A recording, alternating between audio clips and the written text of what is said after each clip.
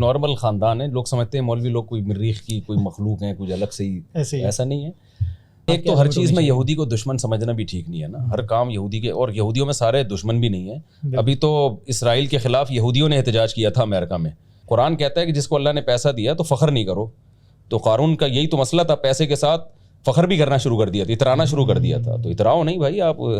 صحیح بات ہے. جو میری آبزرویشن ہے, آپ صحیح کیجیے گا, اصلاح کیجیے گا اگر ہے یا نہیں ہے, مجھے لگتا ہے کہ شکر گزاری کی کمی ہے. جی, بہت ساری ایسی چیزیں ہیں جس کی وجہ سے لوگ سوسائڈل ہو رہے ہیں. جی, جبکہ بندہ جو کینسر کا مریض ہے وہ بیچارہ صرف چاہتا ہے کہ کوئی مجھے اپنی زندگی دے دے. تو یعقوب علیہ السلام کا آپ دیکھ لیں, قرآن مجید میں ساری زندگی غموں میں گزری ہے. کیسے برداشت کی انہوں نے غموں کو؟ انی اعلم من اللہ ما لا تعلمون. لوگوں سے کہتے تھے میں اللہ کے بارے میں وہ کچھ جانتا ہوں جو تم نہیں جانتے. بڑی بڑی گاڑیاں ان کے گھر کے باہر آ کے رکتی, میں نے خود دیکھا ہے, کچھ تو ہے یار ان میں, ابے بدبو آ رہی ہے اس کے جسم سے. یہ ایسی چیز ہے, اور اس کو دیکھیں کوئی ڈاکٹر کلینک کھول کے بیٹھے اور ڈاکٹر نہ ہو, اس کو پکڑنا آسان ہے, کیونکہ وہ یعنی اتنا کمپٹیشن پہ اس سوسائٹی کو کھڑا کر دیا ہے نا ان لوگوں نے. ترقی تو بہت کر لی, کمپٹیشن ہوتا ہے, ترقیاں بھی ہوتی ہیں, لیکن یار خودکشیاں ہو رہی ہیں, ڈپریشن میں جا رہے ہو. تو بچوں کو آپ کہیں کہ بیٹا پڑھ لو, بہت اچھی بات ہے, ٹھیک ہے نا, اپنے شوق سے پڑھو. تھپڑ مار مار کے, چانٹے مار مار کے, ہر شخص کی اپنی بھی تو ایک زندگی ہوتی ہے نا. بالکل بالکل. تو وہ بھی ماں باپ نہیں لینے دیتے. مثال کے طور پر یار ایک لڑکی بالغ ہو گئی ہے, وہ کہیں شادی کرنا چاہ رہی ہے, اور اس لڑکے میں کوئی خدا نہ خواستہ کوئی چرسی ہیروئنچی نہیں ہے وہ, تو جب اس کا دل چاہ رہا ہے تو آپ کر دیں. یہ ان کا پرسنل معاملہ ہے نا, یہ تو بالکل ہی 2 ہونے ہیں, 3 ہونے ہیں, یا 4 ہونے ہیں, یا کب ہونے ہیں, یہ تو میاں بیوی کا آپس کا بالکل ہے نا. اس میں آپ انٹرفیئر کر, جب شوہر کو پتہ چلتا ہے یار میری ساس میری بیگم کو کہہ رہی ہے کہ یہ دوسرے کے بعد تیسرا کیوں آ رہا ہے, وہ پھر دماغ تو گھومتا ہے کہ یار تم ہمارے معاملات میں آپ اتنی زیادہ کیوں دخل اندازی کر رہی ہیں. اور یہ ہو رہا ہے. کہتے ہیں میں نے کبھی زندگی بھر اپنی زوجہ سے اپنی جوتے پالش نہیں کروائے ہیں, اور کہتے تھے مجھے بہت ہی غصہ آتا ہے ان لوگوں پر جو بیوی سے جوتے پالش کروا رہے ہوتے ہیں. کہ ایسا کیسے ہو سکتا ہے کہ ایک انسان ایک وقت میں 4 لوگوں سے ایک جیسا پیار, ایک جیسی محبت کر سکے؟ یہ ہو ہی نہیں سکتا. کچھ لوگ بہت اسٹرانگ ہوتے ہیں, وہ جاب چھوڑ کے دن رات محنت کرتے ہیں اور پھر چند سالوں میں نتیجہ بھی نکلتا ہے.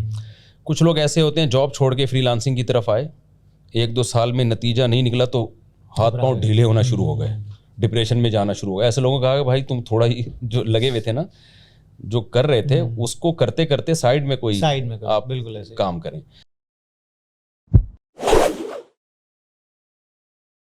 السلام علیکم مفتی صاحب, کیسے ہیں؟ وعلیکم السلام ورحمۃ اللہ. تھینک یو ویری مچ, آپ شارٹ نوٹس پہ آئے.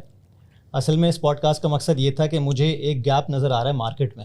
جی. اور مارکیٹ کیا ہے کہ آپ لوگوں کو سننے والے, جی, اور آپ لوگوں کو نہ سننے والے. ٹھیک ہے.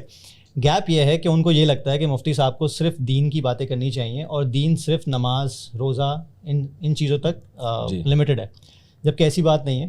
پوری کی پوری لائف ڈپینڈ کرتی ہے آپ کے ریلیجن پہ, آپ کے دین اسلام پہ. جی. میں نے جب لاسٹ ٹائم آپ کے پوڈ کاسٹ میں اپیئرنس کی تھی فٹنس کے حوالے سے, اس میں بھی کافی لوگوں نے الٹے سیدھے کامنٹس کیے تھے کہ یار یہ مفتی صاحب کو کیا پتہ فٹنس کے بارے میں, اور یہ کہاں فٹنس کر رہے ہیں, اور یہ 4 شادیاں کر رہے ہیں اس لیے فٹ رکھتے ہیں اپنے آپ کو. الٹی سیدھی باتیں.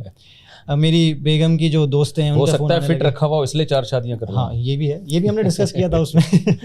میری بیگم کی دوست ہیں, انہوں نے فون کیا, وہ بیگم کو ڈرا رہی ہیں کہ دیکھو بھائی مفتی صاحب کے ساتھ بہت اٹھنا بیٹھنا ہو رہا ہے, دوسری تیسری ہو جائے گی. تو لیکن خوش قسمتی سے میری بیگم بھی آپ کی فین ہے, تو بولتی نہیں کوئی مسئلہ نہیں, کریں کوئی مسئلہ نہیں ہے. اگر مفتی صاحب کے بتائے ہوئے اصولوں کے مطابق کر رہے ہیں تو کریں, مجھے کوئی ایشو نہیں ہے. کمال, جو کہ میرے لیے اچھی بات ہے. اچھا ہاں, لیکن ہمارا بیسیکلی کام یہ ہے کہ ہمیں 4 شادیوں سے آگے بات کرنی ہے تھوڑی سی, کیونکہ یہ وہ چیزیں ہیں جو لوگوں نے پکڑ لی صرف اوپر سے, سطح پہ سے, سپرفیشلی. میں آپ کو ویسے ہی بات کر رہا ہوں, میرے بیان 1.5-2 گھنٹے کے ہوتے ہیں, اس میں جو پھیلتی ہے نا جو چیز, وہ 30 سیکنڈ کی یا 45 سیکنڈ کی, وہ جو شارٹ کلپ لوگ نکال رہے ہوتے ہیں, تو وہ تو ظاہر ہے وہی جان بوجھ کے بیٹھے ہوتے ہیں, اٹریکشن ہوتی ہے. تو اس میں اس طرح کے لطیفے شطیفے, تو اس سے لوگ سمجھتے ہیں کہ شاید یہ. شاید ان کو اس کے علاوہ میرا جو چینل ہے مفتی طارق مسعود اسپیچز, اس پہ میرے جمعے اور اتوار کو 1.5-2 گھنٹے کے بیان ہوتے ہیں. تو جن کو بھی میرے بارے میں یہ ہے نا کہ شاید میں لطیفے ہی سناتا ہوں یا شادیوں ہی کی باتیں کرتا ہوں, تو وہ اس کو کبھی سن کے دیکھیں پورا. نہیں, میرا یہ میری ایک چھوٹی سی کوشش ہے, چھوٹی سی ہماری کاوش ہے کہ ہم لوگ اس گیپ کو برج کر سکیں. جی. ٹھیک ہے, تاکہ جو میرے سننے والے ہیں اور ہم جیسے لوگ جو ہیں ان کو یہ پتہ چلے کہ نہیں آپ کے پاس نالج اور بہت ساری چیزوں کی ہے, لیکن ہم لوگ بڑا سلیکٹیولی سنتے ہیں آپ کو. اچھا, سب سے پہلے میں چاہوں گا کہ آپ کی اسٹوری کیا ہے. فار ایگزامپل اگر میں آپ کو بولوں اسپیسیفکلی, آپ ہمیں بتائیں کہ آپ کا ایجوکیشنل بیک گراؤنڈ, بچپن کیسا گزرا, ایجوکیشن بیک گراؤنڈ کیسا گزرا, کو ورک ایکسپیرینس, تو آپ تھوڑا سا ہمیں بیک گراؤنڈ بتائیں گے. دیکھیں الحمدللہ میں جس خاندان سے تعلق رکھتا ہوں سارے ایجوکیٹڈ لوگ ہیں اور مالی لحاظ سے بھی اللہ نے سب اسٹیبل ہیں الحمدللہ. ماشاءاللہ. میری کزنیں ڈاکٹر ہیں, آرمی میں ہیں میرے کزن, اور ہمارے ریلیٹیو الحمدللہ کوئی تاجر ہیں, کوئی یعنی ایک نارمل خاندان ہے. لوگ سمجھتے ہیں مولوی لوگ کوئی مریخ کی کوئی مخلوق ہیں, کچھ الگ سے ہی, ایسا نہیں ہے.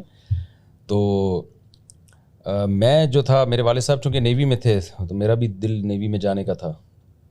میں جب سیکنڈ ایئر میں تھا S M science college, okay, سنا ہوگا آپ نے, بولٹن مارکیٹ پہ آگے. تو ایس ایم سائنس کالج میں سیکنڈ ایئر میں تھا, تو آگے میرا ارادہ تھا نیوی میں جانے کا. تو ایک تبلیغ جماعت والے آئے, تو ایک پٹھان عالم تھے, بڑے پیارے, ان کا زبردست بیان تھا. انہوں نے مجھے کہا کہ تم عالم بنو. تو بہت انہوں نے اصرار کیا, وہ پیچھے پڑ گئے میرے. اچھا مجھے نہیں تھا مولوی بننے کا شوق. مجھے یہ تھا کہ یار ملا کی دوڑ مسجد تک.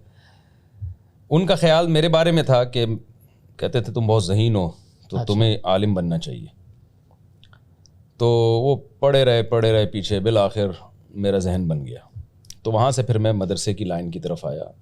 ناظم آباد میں مفتی رشید احمد صاحب کا مدرسہ تھا, وہاں پھر میں نے 8 سال جو بھی ایک درس نظامی کا ہے وہ مکمل کیا. پھر میں نے فتویٰ کا مطلب یہ ہوتا ہے کہ دنیا بھر سے جو مسائل آتے ہیں نا, ایک تو آپ کتابوں میں مسائل پڑھتے ہیں وہ الگ ہے, ایک جب آپ پریکٹیکلی جب لوگ آپ سے پوچھتے ہیں نا تو وہ بالکل ایک الگ ہی دنیا میں ہوتے ہیں. آپ اس کی ریسرچ کرنی پڑتی ہے جواب ریٹن میں. تو وہ 1 سال کی پریکٹس کروائی جاتی ہے جس کو مفتی کا کورس کہا جاتا ہے. اوکے. اور اس میں فتوے کے آداب, اصول, ضابطے کیا ہیں فتویٰ لکھنے کے, تو وہ 1 سال کا تو ایک پروسیس سے گزارا جاتا ہے. اس کے بعد پھر تقریباً 10-11 سال مسلسل آپ یہ کام کرتے ہیں تو پھر مفتی کا ایک درجہ ملتا ہے. اوکے. یہ جو لوگ سمجھتے ہیں نا 1 یا 2 سال کا کورس ہوتا ہے مفتی بن جاتا ہے, ایسا نہیں. میں 20 سال سے فتوے کا کام کر رہا ہوں. فتوے کا مطلب ہے کہ جو بھی تجارت کے مسائل, وراثت کے مسائل, نکاح طلاق کے مسائل, اور جھگڑوں کے مسائل, حج کے مسائل, نماز کے مسائل, زکوٰۃ کے, ہاں 8 سال تو صرف اسٹڈیز. اس میں عربی گرامر بھی ہے, اس میں قرآن بھی ہے, اس میں حدیث بھی ہے, اور اس میں بلاغت, جو ایک بلاغت کی کتابیں بھی پڑھائی جاتی ہیں, عربی ادب بھی پڑھائی جاتی ہے. تو وہ سب پورے یعنی کورس ہے باقاعدہ. 8 سال میں ایسے تو نہیں کہ وہ ساری کتابیں عربی میں ہوتی ہیں, اردو میں نہیں ہوتی. اچھا میں بھی جب تک مدرسے نہیں گیا تھا تو میرا بھی یہ خیال تھا کہ شاید کوئی 2-4 کتابیں ہیں جو پڑھتے ہوں گے اردو کی. جب میں گیا تو وہاں تو ایک سلیبس ہے بھائی. آپ کی جو ہدایہ جو ہم نے پڑھی ہے نا فقہ میں, یہ آکسفورڈ یونیورسٹی میں ہدایہ میں ابھی بھی PhD کروایا جاتا ہے, کیونکہ یہ خلافتیں جو مسلمانوں کی چلی ہیں تو یہ قانون دنیا میں نافذ تھے, تو گورے بھی اس کو پڑھتے تھے. اور گوروں نے یہ ہماری ہی کتاب القضاء جو عدالتی احکام ہیں یہ سارے ہم سے ہی لیے ہیں, انہوں نے مسلمانوں سے ہی لیے ہیں. اب ہمارے یہ مدرسوں تک محدود ہو گئے, ہماری عدالتوں سے نکل گئے. تو گوروں نے پھر اس کو اپنے حساب سے, کیونکہ ظاہر مذہب کو تو نہیں مانتے وہ لوگ, تو یہ یعنی تقریباً 20 سال سے میں نے وہاں سے ابھی بھی کر رہا ہوں فتوے کا کام. تو وہ پریکٹس ہوتی ہے, بڑے علماء کی نگرانی میں ہوتی ہے. پھر 20 سال ہو گئے مجھے, میں تقریباً 99 میں فارغ ہوا تھا مدرسے سے. اوکے. تو اس کے بعد سے پھر میں جامعۃ الرشید ہی میں ٹیچنگ کر رہا ہوں, قرآن کی, حدیث کی, فقہ کی, عربی ادب کی کتابوں کی, عربی گرامر ہے, یہ سب 20 سال سے میں ٹیچنگ بھی کر رہا ہوں اور فتوے کا کام بھی کر رہا ہوں. جو فتوے کا مطلب جو مسائل آتے ہیں ان پہ ریسرچ کر کے اس کا جواب لکھنا.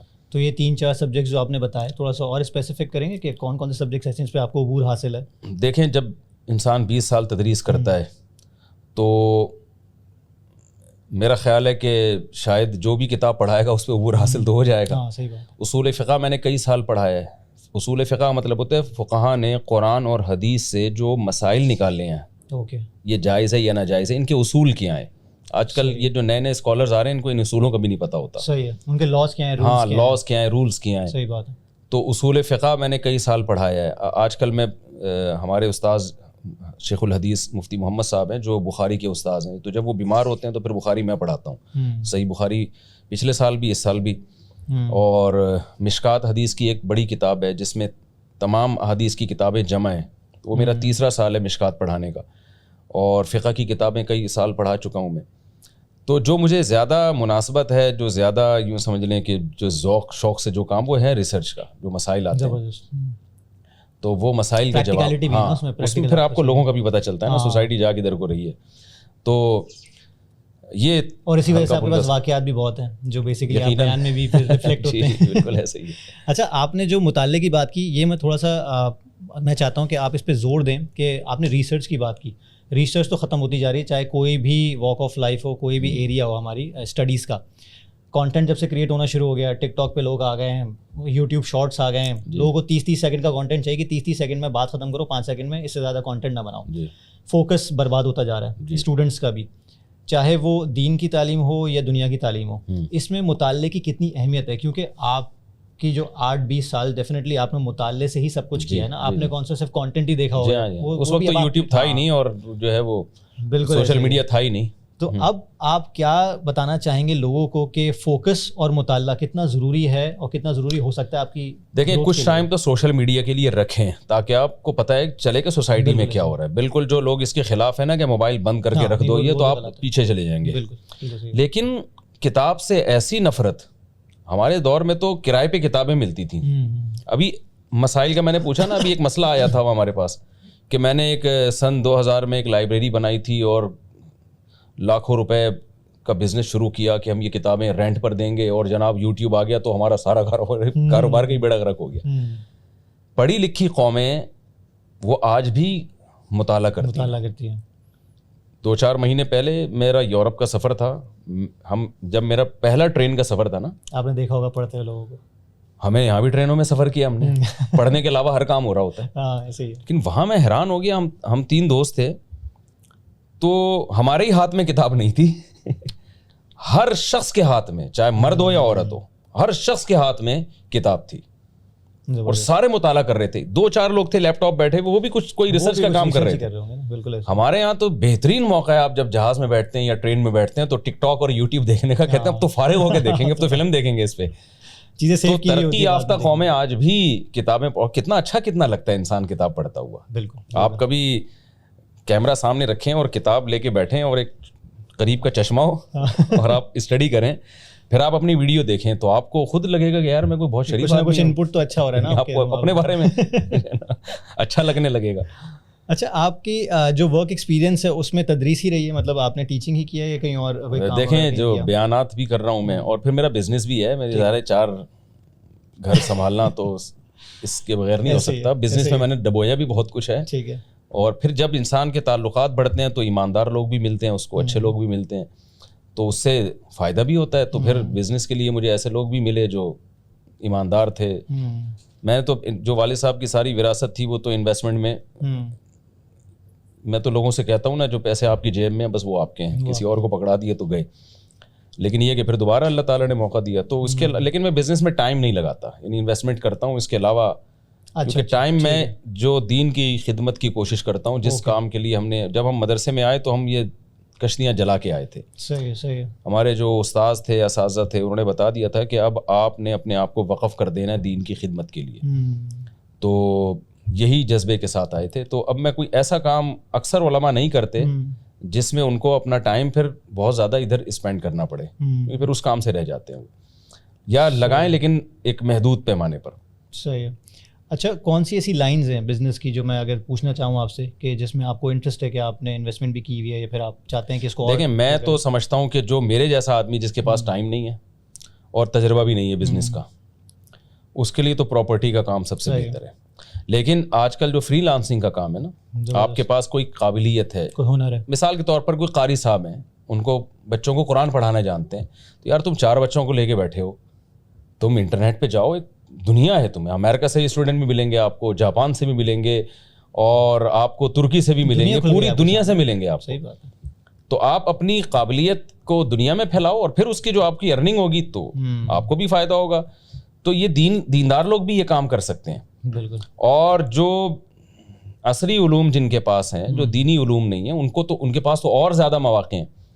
تو ہمارے ملک کا تو سب سے بڑا مسئلہ یہی ہے کہ ڈالر نہیں آ رہا. بالکل. میں ابھی ہم بیٹھے ہوئے تھے نا, میں آپ کو ایک واقعہ سنا رہا تھا تو اس کو میں ریپیٹ کر دیتا ہوں. میرے کزن جب انٹرنیٹ آیا, نیا آیا, 90s کی بات ہے یہ, تو پڑھائی میں ان کو دلچسپی نہیں تھی, انٹرنیٹ پہ بیٹھے رہتے تھے, اس کو سمجھتے رہتے تھے. تو کیا ہوا کہ ان کو نیٹ پر کسی گورے امریکہ کی کوئی کمپنی کی طرف سے کوئی پروجیکٹ مل گیا, انہوں نے اس کو کیا تو ڈالر آنا شروع.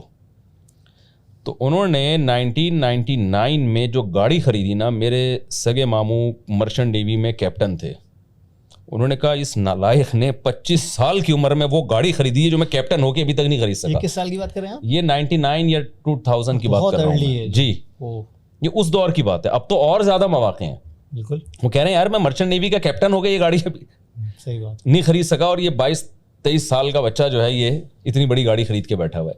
تو دنیا بالکل چینج ہو چکی ہے. اب آپ کو اپنے خول سے نکلنا پڑے گا, آپ مرچنٹ نیوی کے کیپٹن بنے, اس سے ہم منع نہیں کر رہے آپ کو, ظاہر ہے وہ کام بھی ضروری ہے نا.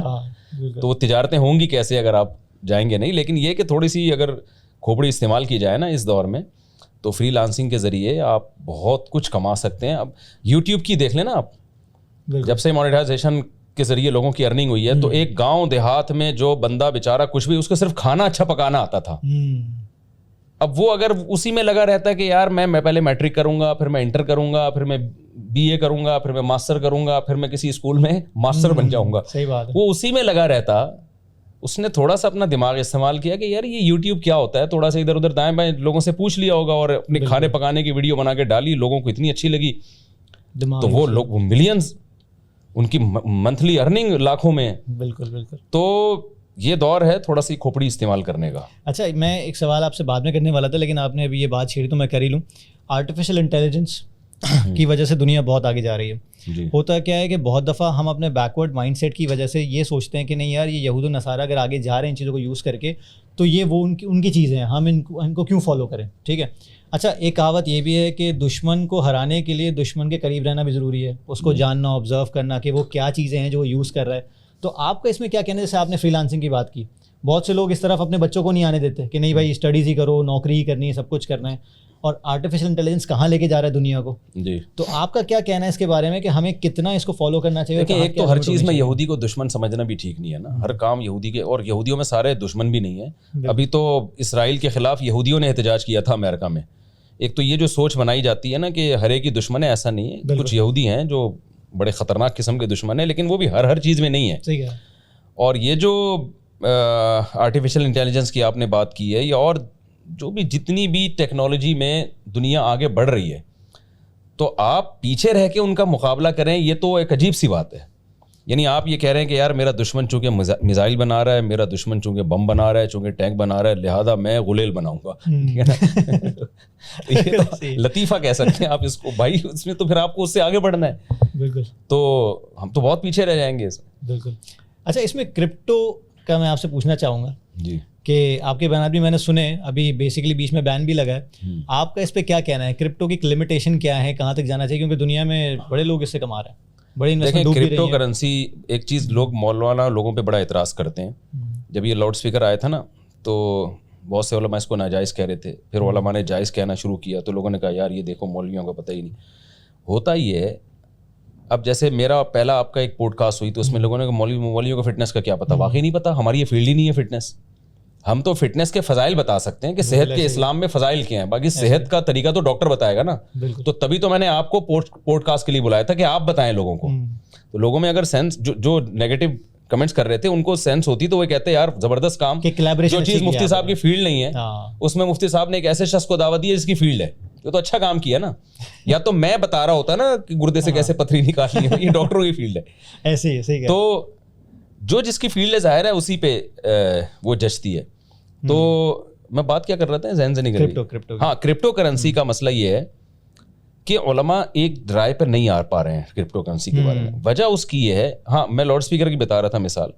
لاؤڈ اسپیکر کے بارے میں اس وقت کے جو ماہرین ہیں نا, ان کا ہی اختلاف تھا کہ لاؤڈ اسپیکر آواز بناتا ہے یا اسی آواز کو بڑھا دیتا ہے. اوکے. تو جو ماہرین یہ کہتے تھے کہ لاؤڈ اسپیکر نئی آواز پیدا کرتا ہے, تو علماء کہتے تھے پھر یہ اس پہ نماز نہیں ہوگی, کیونکہ امام کی آواز نہیں ہے.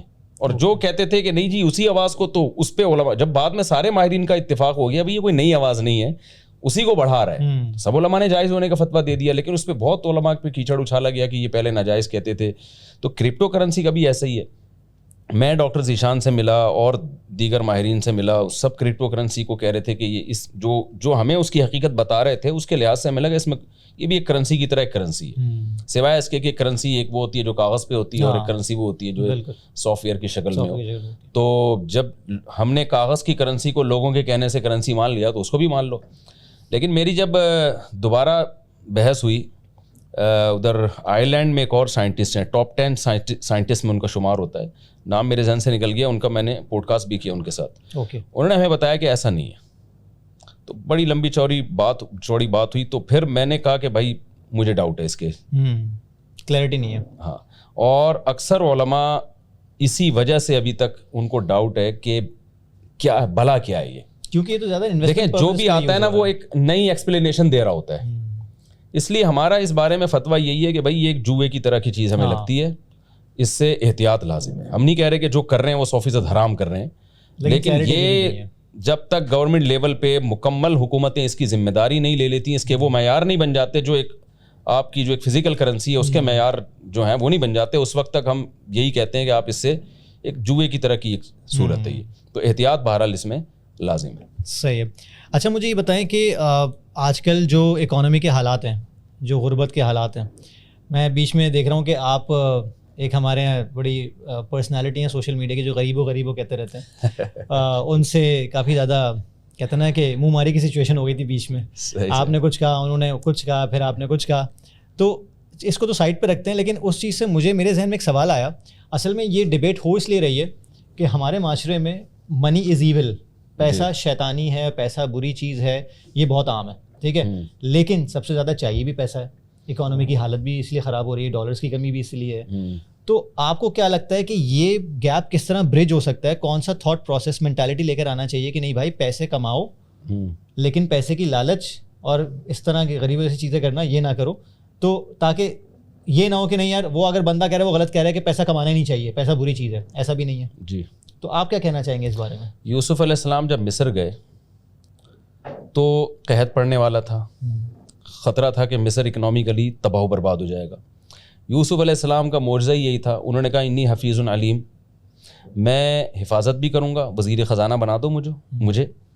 وزیر خزانہ میں 2 چیزوں کا ہونا ضروری ہے نا, کہ خزانہ خود نہ کھائے وہ, یعنی حفاظت کرے, امانت دار ہو. نمبر 2 اکنامکلی, اکنامکس میں اس کو مہارت ہو, اس کو پتہ ہو کہ کتنا اسٹور کرنا ہے, کتنا فروخت کرنا ہے اور کس قیمت پہ فروخت کرنا ہے. بالکل. تو یوسف علیہ السلام کو یہ علم اللہ نے عطا کیا تھا, یہ دنیاوی علم ہے. علیم میں جانتا ہوں, مجھے پتہ ہے کہ قحط کے دنوں میں کتنا خزانہ ہم نے اسٹور کرنا ہے, کتنا فروخت کرنا ہے اور کس قیمت پہ فروخت کرنا ہے. یوسف علیہ السلام نے دعویٰ کیا کہ میرے اندر یہ قابلیت ہے, اللہ نے مجھے علم دیا, لہذا خزانوں کا وزیر مجھے بنا دو. وہاں غیر مسلم ریاست کا بادشاہ تھا, ملک بھی غیر مسلم تھا, اس بیس پہ اس نے یوسف علیہ السلام کو یہ وزارت دے دی. اور یوسف علیہ السلام نے اکنامکلی قحط کے دنوں میں مصر کو انتہائی بلندیوں تک پہنچا دیا. یہ بالکل جو کووڈ کی صورتحال تھی نا, کیونکہ پورے شام اور اس کے ارد گرد کے علاقوں میں قحط پڑا تھا, ساری دنیا کا دیوالیہ نکل گیا. سب کو پتا ہے مصر واحد جگہ ہے جہاں سے ہمیں گندم ملے گی. صحیح. اس سے کیا ہوا ہے کہ اکنامکلی جو ہے نا پوری دنیا کے قافلے جب مصر میں آئے ہیں اور پتہ چلا واحد کنٹری ہے جو گندم کی بوریاں بیچ رہا ہے, تو آپ سوچیں کہ جو درآمد ہے, جو امپورٹ ہے, کتنی ایکسپورٹ کتنی بڑی ہے. صحیح بات. جو برآمدات ہیں کتنی بڑی ہیں.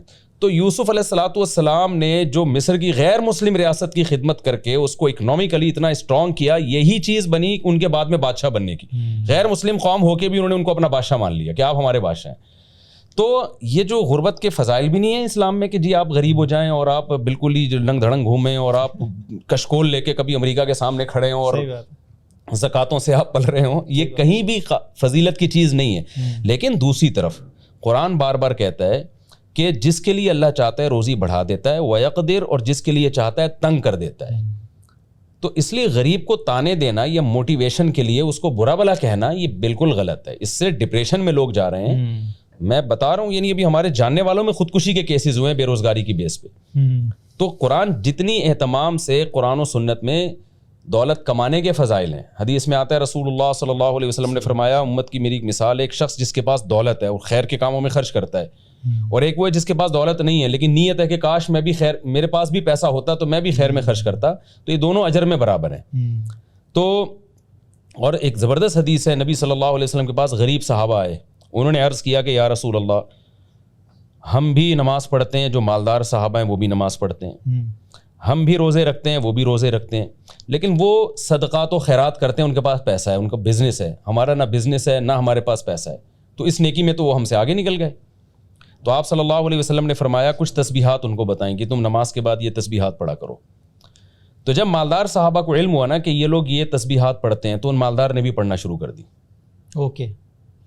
تو پھر یہ غریب مسکین صحابہ نبی کے پاس آئے, یا رسول اللہ وہ بھی پڑھ رہے ہیں, تو اجر میں بڑھ گئے ہم سے. اب صدقہ خیرات جو مال ان کے پاس ہے وہ غریبوں کو کھلاتے ہیں, رشتہ داروں پہ خرچ کرتے ہیں, اس نیکی سے تو ہم محروم ہیں. تو آپ نے فرمایا ذالک فضل اللہ یؤتیہ من یشاء, یہ اللہ کا فضل ہے جس کو چاہے دے دے. تو اس سے پتہ چلتا ہے کہ مال کا ہونا یہ ایک نعمت ہے, اور اللہ نے جگہ جگہ اس کو فضل سے تعبیر کی ہے. قرآن میں ہے کہ اے ایمان والو, جب جمعے کی نماز کے لیے تمہیں بلایا جائے تو کاروبار بند کر دو, اور جب نماز ہو جائے تو زمین میں پھیل جاؤ, وابتغوا من فضل اللہ, اور اللہ کا فضل تلاش کرو, یعنی روزی تلاش کرو, رزق تلاش کرو. تو یہ رزق کو اللہ نے اپنا فضل کہا ہے. تو لیکن ساتھ میں یہ بھی بتا دیا قرآن نے کہ یہ تم نے محنت تو کرنی ہے, لیکن ملے گا اتنا جتنا اللہ نے.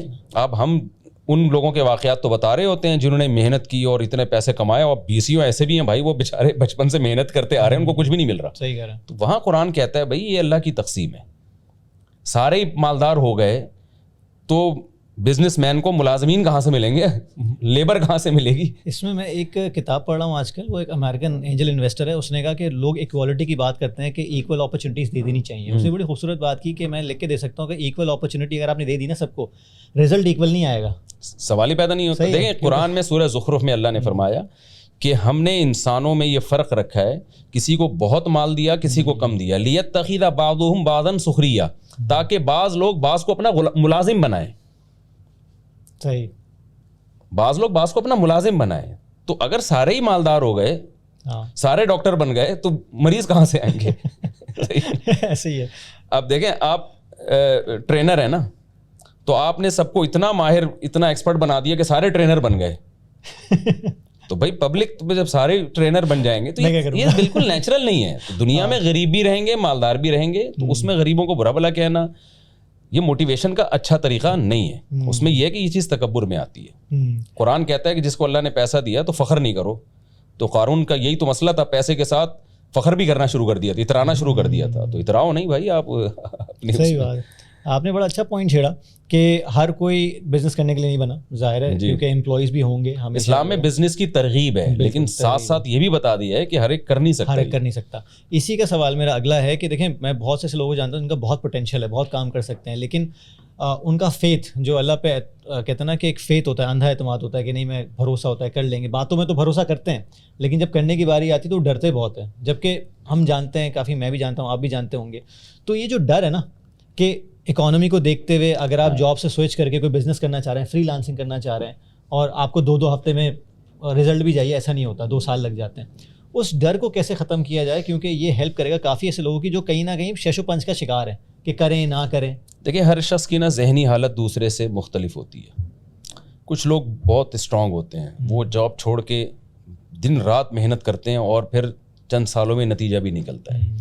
کچھ لوگ ایسے ہوتے ہیں جاب چھوڑ کے فری لانسنگ کی طرف آئے, 1-2 سال میں نتیجہ نہیں نکلا تو ہاتھ پاؤں ڈھیلے ہونا شروع ہو گئے, ڈپریشن میں جانا شروع ہو گیا. ایسے لوگوں کو کہا کہ بھائی تم تھوڑا ہی جو لگے ہوئے تھے نا, جو کر رہے تھے اس کو کرتے کرتے سائڈ میں کوئی آپ بالکل ایسے کام کریں. تو اس میں تو ہر شخص کی حالت دیکھی جاتی ہے کہ اس میں حوصلہ کتنا ہے, اس میں قوت برداشت کتنی ہے. میں تو دنیا میں میری ٹریولنگ ایسے ایسے لوگوں سے ملا ہوں میں کہ ایسے ایسے حوصلے والے لوگ ہیں. ابھی ایک صاحب سے میری ملاقات ہوئی, وہ بڑا اپنا واقعہ بتا رہے تھے بزنس کا نا, کہ میں کیسے جاب سے بزنس کی طرف آیا اور کروڑوں اربوں روپے میں کھیل رہے ہیں. وہ میرا خیال ہے عمر اس کی 30-35 سال ہوگی لڑکے کی. تو میں نے کہا یار تم کیسے آ گئے اس طرف. اس نے اپنے واقعات سنائے, تو کہتے ہیں میں کیا کچھ نہیں میں نے کیا یعنی اس کے لیے, لیکن اس کے لیے اچھا خاصا جگرا چاہیے. صحیح بات. تو ہر ایک میں نہیں ہوتا, اور پھر اتنا دماغ چاہیے. ایک نارمل آدمی تو اتنی ٹینشن میں آ کے نیند نہیں اڑ جائیں اس کی, تو لیکن یہ کہ بعض لوگوں کو اللہ نے پیدا کیا بڑے بڑے کاموں کے لیے, وہ جب تک کوئی بڑا کام نہ کریں ان کو نیند ہی نہیں آتی. اور بعض لوگ ایسے ہوتے ہیں کہ بھائی ان کو تمیز سے یار تم جو کر رہے ہو نا اس سے بھی جاؤ گے ورنہ. تو اس کا مطلب ہے کہ پہلے آپ کو ایسیس کرنا چاہیے کہ آپ میں کتنا دم ہے, آپ میں دم کتنا ہے, کوشش تو کریں دم پیدا کریں. یعنی ہم ڈی موٹیویٹ نہیں کر رہے کہ آپ میں چونکہ دم نہیں ہے لہذا آپ نہ کریں, لیکن کوشش کریں پہلے دم پیدا کریں. اور دم پیدا کرنے کا سب سے بڑا آسان نسخہ یہ ہے کہ آپ بولیں یار یہ ہو کیا جائے گا اگر میں جاب چھوڑ دوں گا, زیادہ سے زیادہ روٹی نہیں ملے گی کھانے کو, تو کیا ہو گیا یار برداشت کریں نا. جیسے میں نے اس کا واقعہ سنا ہے نا, ایک دفعہ اس کو جیل ہوئی کسی غلط کیس میں, تو کہہ رہا ہے مجھے پولیس والے بہت مارتے تھے, کچھ مجھ سے اگلوانا چاہ رہے تھے. تو کہہ رہا میں نے نہیں اگلا کیونکہ اس میں نا میری کمپنی کو نقصان کا خطرہ تھا. کہہ رہا میں نے کہا میں کمپنی کے ساتھ بے وفائی نہیں کروں گا. تو کہہ رہا مجھے بہت مارا. تو میں نے کہا یار اتنی مار کھا کے تمہیں کچھ نہیں ہوا. کہہ رہا یار میں نے اس سے زیادہ مارے کھائی ہوئی ہیں, تو مجھے ایسا لگ رہا تھا جیسے کوئی خارج جا رہا ہے کوئی. تو کیا مطلب یہ ذہنی طور پہ تیار تھا پہلے سے. صحیح ہے, اسے انگریزی میں کہتے ہیں ریفریمنگ. آپ فریم کر لو مائنڈ میں. تو آپ جب ایک مائنڈ میں ایک چیز لے آتے ہیں کہ میں ان سب کے لیے مجھے فٹ پاتھ پہ سونا پڑا, میں سوؤں گا, مجھے 2 وقت کی روٹی نہیں ملی میں بھوکا رہوں گا, ایسا نہ ہو کہ میں لوگوں کی جیبیں کاٹنا شروع کر دوں گا. مینٹلی جو ہے آپ بڑے کاموں کے لیے اگر ہے تو ٹھیک ہے پھر, اور پھر 2-3 طرح بھوکا رہ کے بھی دے دیکھیں نا, ایسا نہ ہو کہ آپ تجربے کی بھیڑ چڑھا دیں اپنے آپ کو. اچھا چیریٹی کی بات اگر کریں, بہت دفعہ کیا ہوتا ہے میں نے لوگوں کو دیکھا, لوگ چیریٹیبل ہوتے ہیں, چیریٹی کرتے ہیں, زکوٰۃ صدقات دیتے ہیں, لیکن ان کو ایک ٹینشن ہوتی ہے کہ وہ صحیح جگہ دے رہے نہیں دے رہے. میں نے کافی دفعہ ایسا ہوا جیسے راہ چلتے ہوئے کسی کو دے دیا, تو میرا دوست بیٹھا ہوا تھا کہہ رہا ہے یار ہر کسی کو مت دیا, اگر پہلے دیکھ لیا اگر پتہ نہیں یہ جائے گا, یہ اس قابل ہے یا نہیں ہے. لیکن میں نے کہا یہ بھی پڑھا ہے کہ ظاہر ہے آپ جہاں دے دیتے ہیں وہاں آپ کا اور اللہ کا رابطہ ہو جاتا ہے, وہ پھر اٹس ٹیکن کیئر آف, پھر اس کا پوچھا نہیں جائے گا کیا کہ آپ کی نیت پہ ڈیپینڈ کرتا ہے. اس کے بارے میں کیا؟ دیکھیں نیت پہ بھی ڈیپینڈ کرتا ہے, لیکن عمل بھی صحیح ہونا چاہیے نا. آپ اچھی نیت سے, یہ تو نہیں کہ گٹکا کھا رہے ہوں تو نیت پہ ڈیپینڈ کرتا ہے. تو جو غیر مستحق لوگ ہیں ان کو دے کے آپ اپاہج بنا رہے ہیں, اس کا رزلٹ یہ نکل رہا ہے. تو صرف اچھی نیت سے تو عمل اچھا نہیں ہو جاتا, عمل بھی اچھا ہو. اس سوال کو ایک اور تھوڑا ریفائن کروں گا. جیسے فار ایگزامپل مجھے پتا ہے کوئی مستحق ہے, صحیح ہے, اب وہ بیسیکلی بولے گا نہیں جا کے دیکھ کر آؤ کہ یہ مستحق واقع ہے یا نہیں ہے. بہت سے لوگ ایسے لے کے گھومتے نا کہ بھائی آپ ہمارے ساتھ چل سکتے ہیں, رپورٹیں لے کے گھوم رہے ہیں, سب کچھ ہوتا ہے. تو بندہ بولتا ہے میرا مشورہ اس میں یہ ہے کہ ادھر ادھر اپنے پیسے ضائع کرنے کے بجائے 2 آدمیوں کو دیں, لیکن تھوڑا تحقیق کر کے دے لیں اور ان کو زیادہ دے دیں. صحیح. میں اپنا اکثر ایک واقعہ بیان کرتا ہوں کہ ایک دفعہ ایک شخص میرے پاس آیا تو کہ یہ نہیں ہے, کرایہ نہیں ہے وغیرہ. میں نے کہا چلو میں تمہارے گھر چلتا ہوں. میرے ساتھ ایسے متعدد دفعہ ہو چکا ہے, جب گیا تو کچھ بھی نہیں تھا, صرف ڈرامے بازی تھی. تو میں گھر گیا ان کے, تو میں نے اس سے کہا کہ اگر تو صحیح نکلتا نا تو میں زندگی بھر کے لیے تیرے لیے منتھلی کچھ اماؤنٹ باندھ دیتا. تو آپ کوشش کریں کہ کوئی جو مستحق ہو تو پھر اس کو 10-50 روپے کیوں پکڑا رہے ہیں آپ, پھر آپ اس کو کوئی کاروبار چلا کے دیں. ایسے لوگ بھی تو ہیں نا, تو تحقیق کر لینی چاہیے. بہرحال راہ چلتے لوگ میں بھی بعض دفعہ ایسے ہوتے ہیں جو واقعی مستحق ہوتے ہیں, اگرچہ کم ہیں.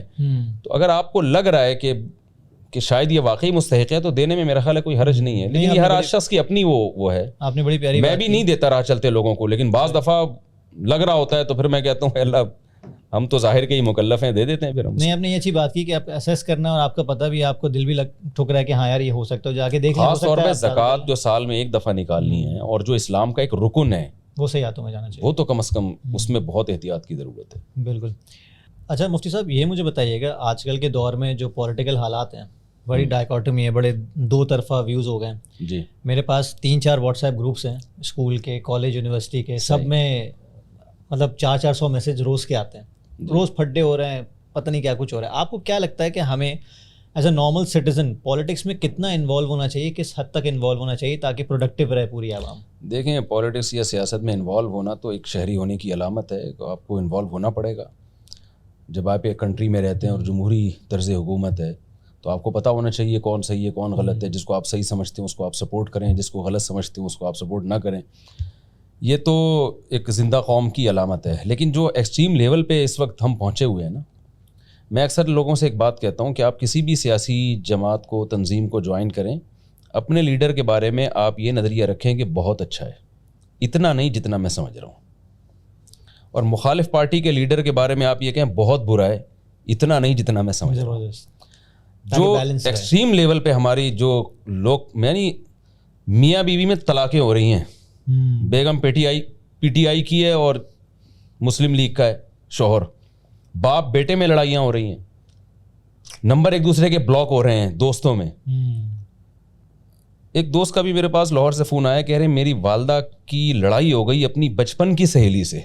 ठीक है ना, मेरी वालदा कह रहे पीटीआई की और वो जेयूआई की है। लड़ाई ऐसी हुई है कि नंबर बंद कर दिए दोनों। मेरे खुद घर में ये हो चुका है। नहीं तो इतने एक्सट्रीम लेवल पे कि अपने खूनी रिश्तों को तोड़ देना। भाई हमने किसी सियासी लीडर का कलमा नहीं पढ़ा हुआ कि हमने उसको पैगंबर समझ लिया।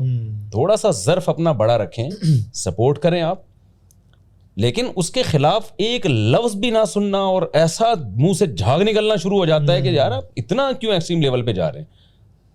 मुखालिफ की बात सुनने का और बर्दाश्त का आप में मादा तो होना चाहिए ना। सही बात। पूरी दुनिया में कहीं ऐसा नहीं होता, पूरी दुनिया में नहीं होता। उसकी वजह यही है कि हम जब किसी को अच्छा समझते हैं तो इतना अच्छा कि जैसे उससे अच्छा इस कायनात में कोई पैदा ही नहीं हुआ। मुखालिफ को आप जब बुरा समझने पे आते हैं तो इतना उसको कि उसकी कोई अच्छाई भी आपको अच्छाई नहीं लगती है।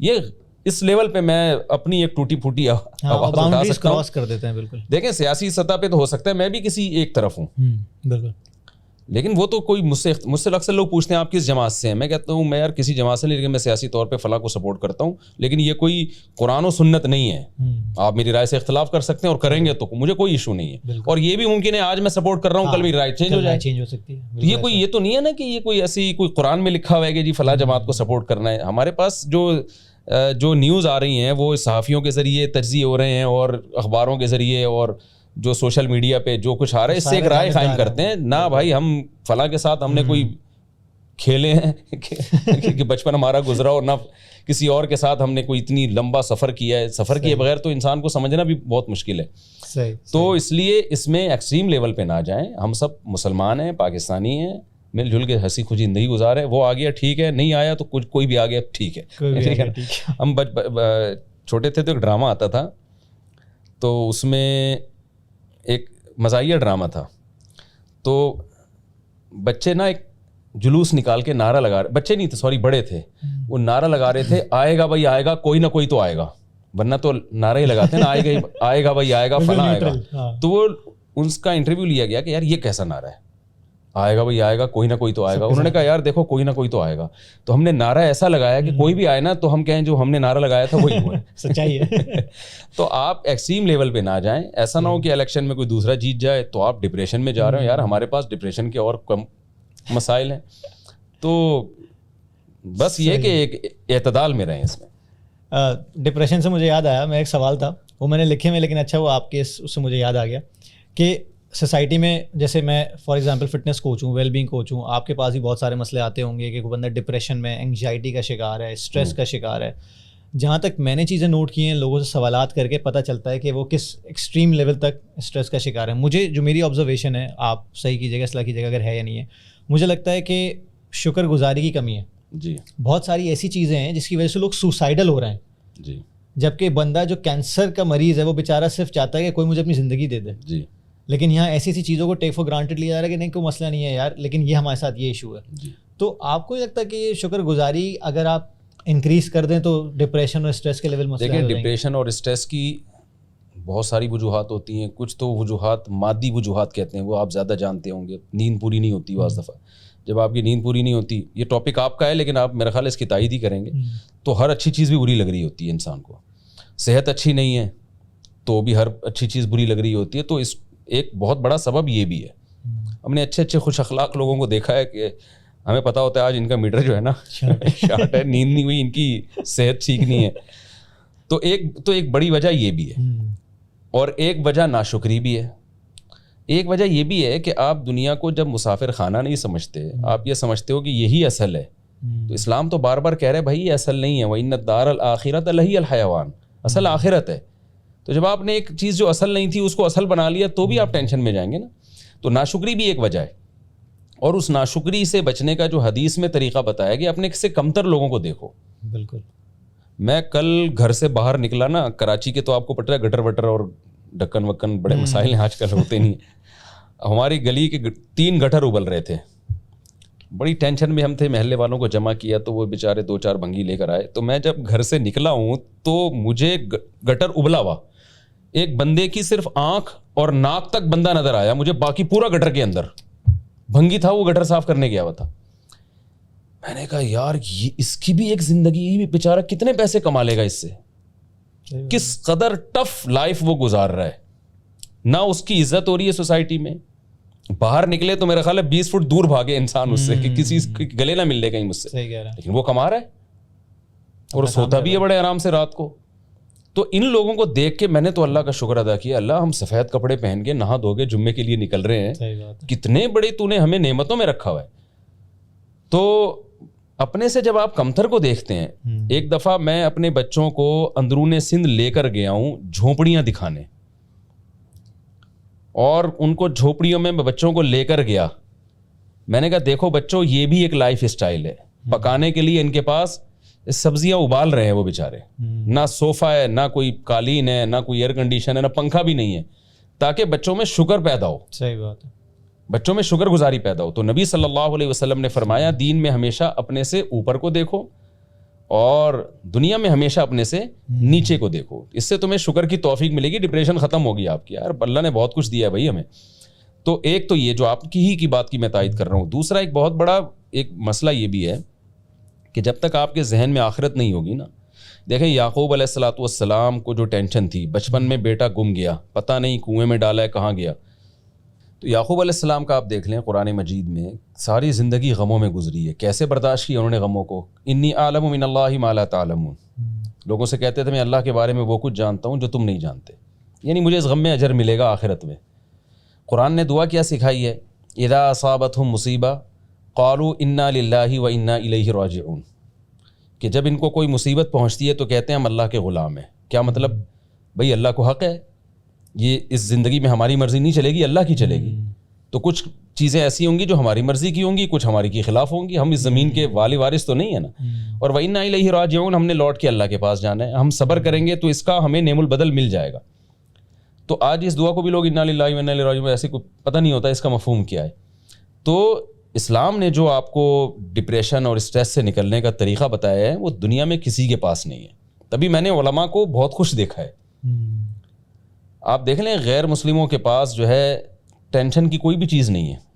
میرے تو بہت سارے کنٹریز میں سفر ہوا, میں وہاں کہتا تھا یار ٹینشن کے علاوہ یہاں سب کچھ ہے, جتنی بجلی استعمال کریں اتنا بل آ رہا ہے, صحت سب کی اچھی ہے, تو پھر خودکشی کا تو سوال ہی پیدا نہیں ہوتا. لیکن ریشو آپ دیکھیں خودکشیوں کو, بعض ملکوں میں تو خودکشی لیگل کر دی ہے کہ بھائی جب تم نے مرنا ہی ہے تو ذرا لائن میں لگ کے مر جاؤ. مشینیں بنا دی ہیں, ہاں لائن میں لگ کے مرو, رجسٹریشن ہو, کیونکہ گورا ظاہر ہے کہ آرگنائز تو ہے نا وہ لوگ, کہتے ہیں مرنا ہے تو تمیز سے مرو نا, کیا ادھر ادھر ٹرک کے نیچے اور ٹرین کے نیچے آ کے مر رہے ہو, اتنی موتیں ہونا شروع ہو گئی. صحیح بات. اور تو ظاہر ہے کوئی سوسائٹی میں ایسی کمی ہے جس کی وجہ سے وہ اپنی قوم کو اسٹریس سے ڈپریشن سے نکال نہیں پا رہے. اور ہماری سوسائٹی میں ٹینشنوں کی تمام وجوہات کے باوجود کوئی خوبی ہے کہ اتنی زیادہ خودکشیاں نہیں ہیں. وہ خوبی یہی ہے کہ ہمارے ہاں ساری برائیوں کے باوجود صرف ایک خوبی جس کو اللہ کہا جاتا ہے, خدا کا تصور کہ اللہ ہے جو مجھے غموں سے نکال سکتا ہے, اور آخرت ہے جس میں مجھے اس کا اجر ملے گا. تو یہ ایک ایسی پازیٹیو چیز ہے جو انسان کو ڈپریشن میں جانے سے روک لیتی ہے, یا اتنا نہیں لے کے جاتی جتنا وہ چلے جاتے ہیں. تو اس طرف ہمیں میرا خیال ہے آنے کی ضرورت ہے. تھوڑا سا اللہ کو اپنی ڈکشنری میں لائیں گے, اللہ کو اپنی زندگی میں لائیں گے تو بچیں گے, ورنہ نہیں. بڑی پیاری بات کی, فیتھ اور ہوپ جو کہتے ہیں نا, امید ہوتی ہے, کیونکہ ایک مووی کا ڈائلاگ بھی ہے نا, hope is a very dangerous thing, کہ جو امید ہے نا بڑی خطرناک چیز ہے, انسان کو بہت لمبا چلاتی ہے. جی جی, تو یہ والی بات کر دی آپ نے.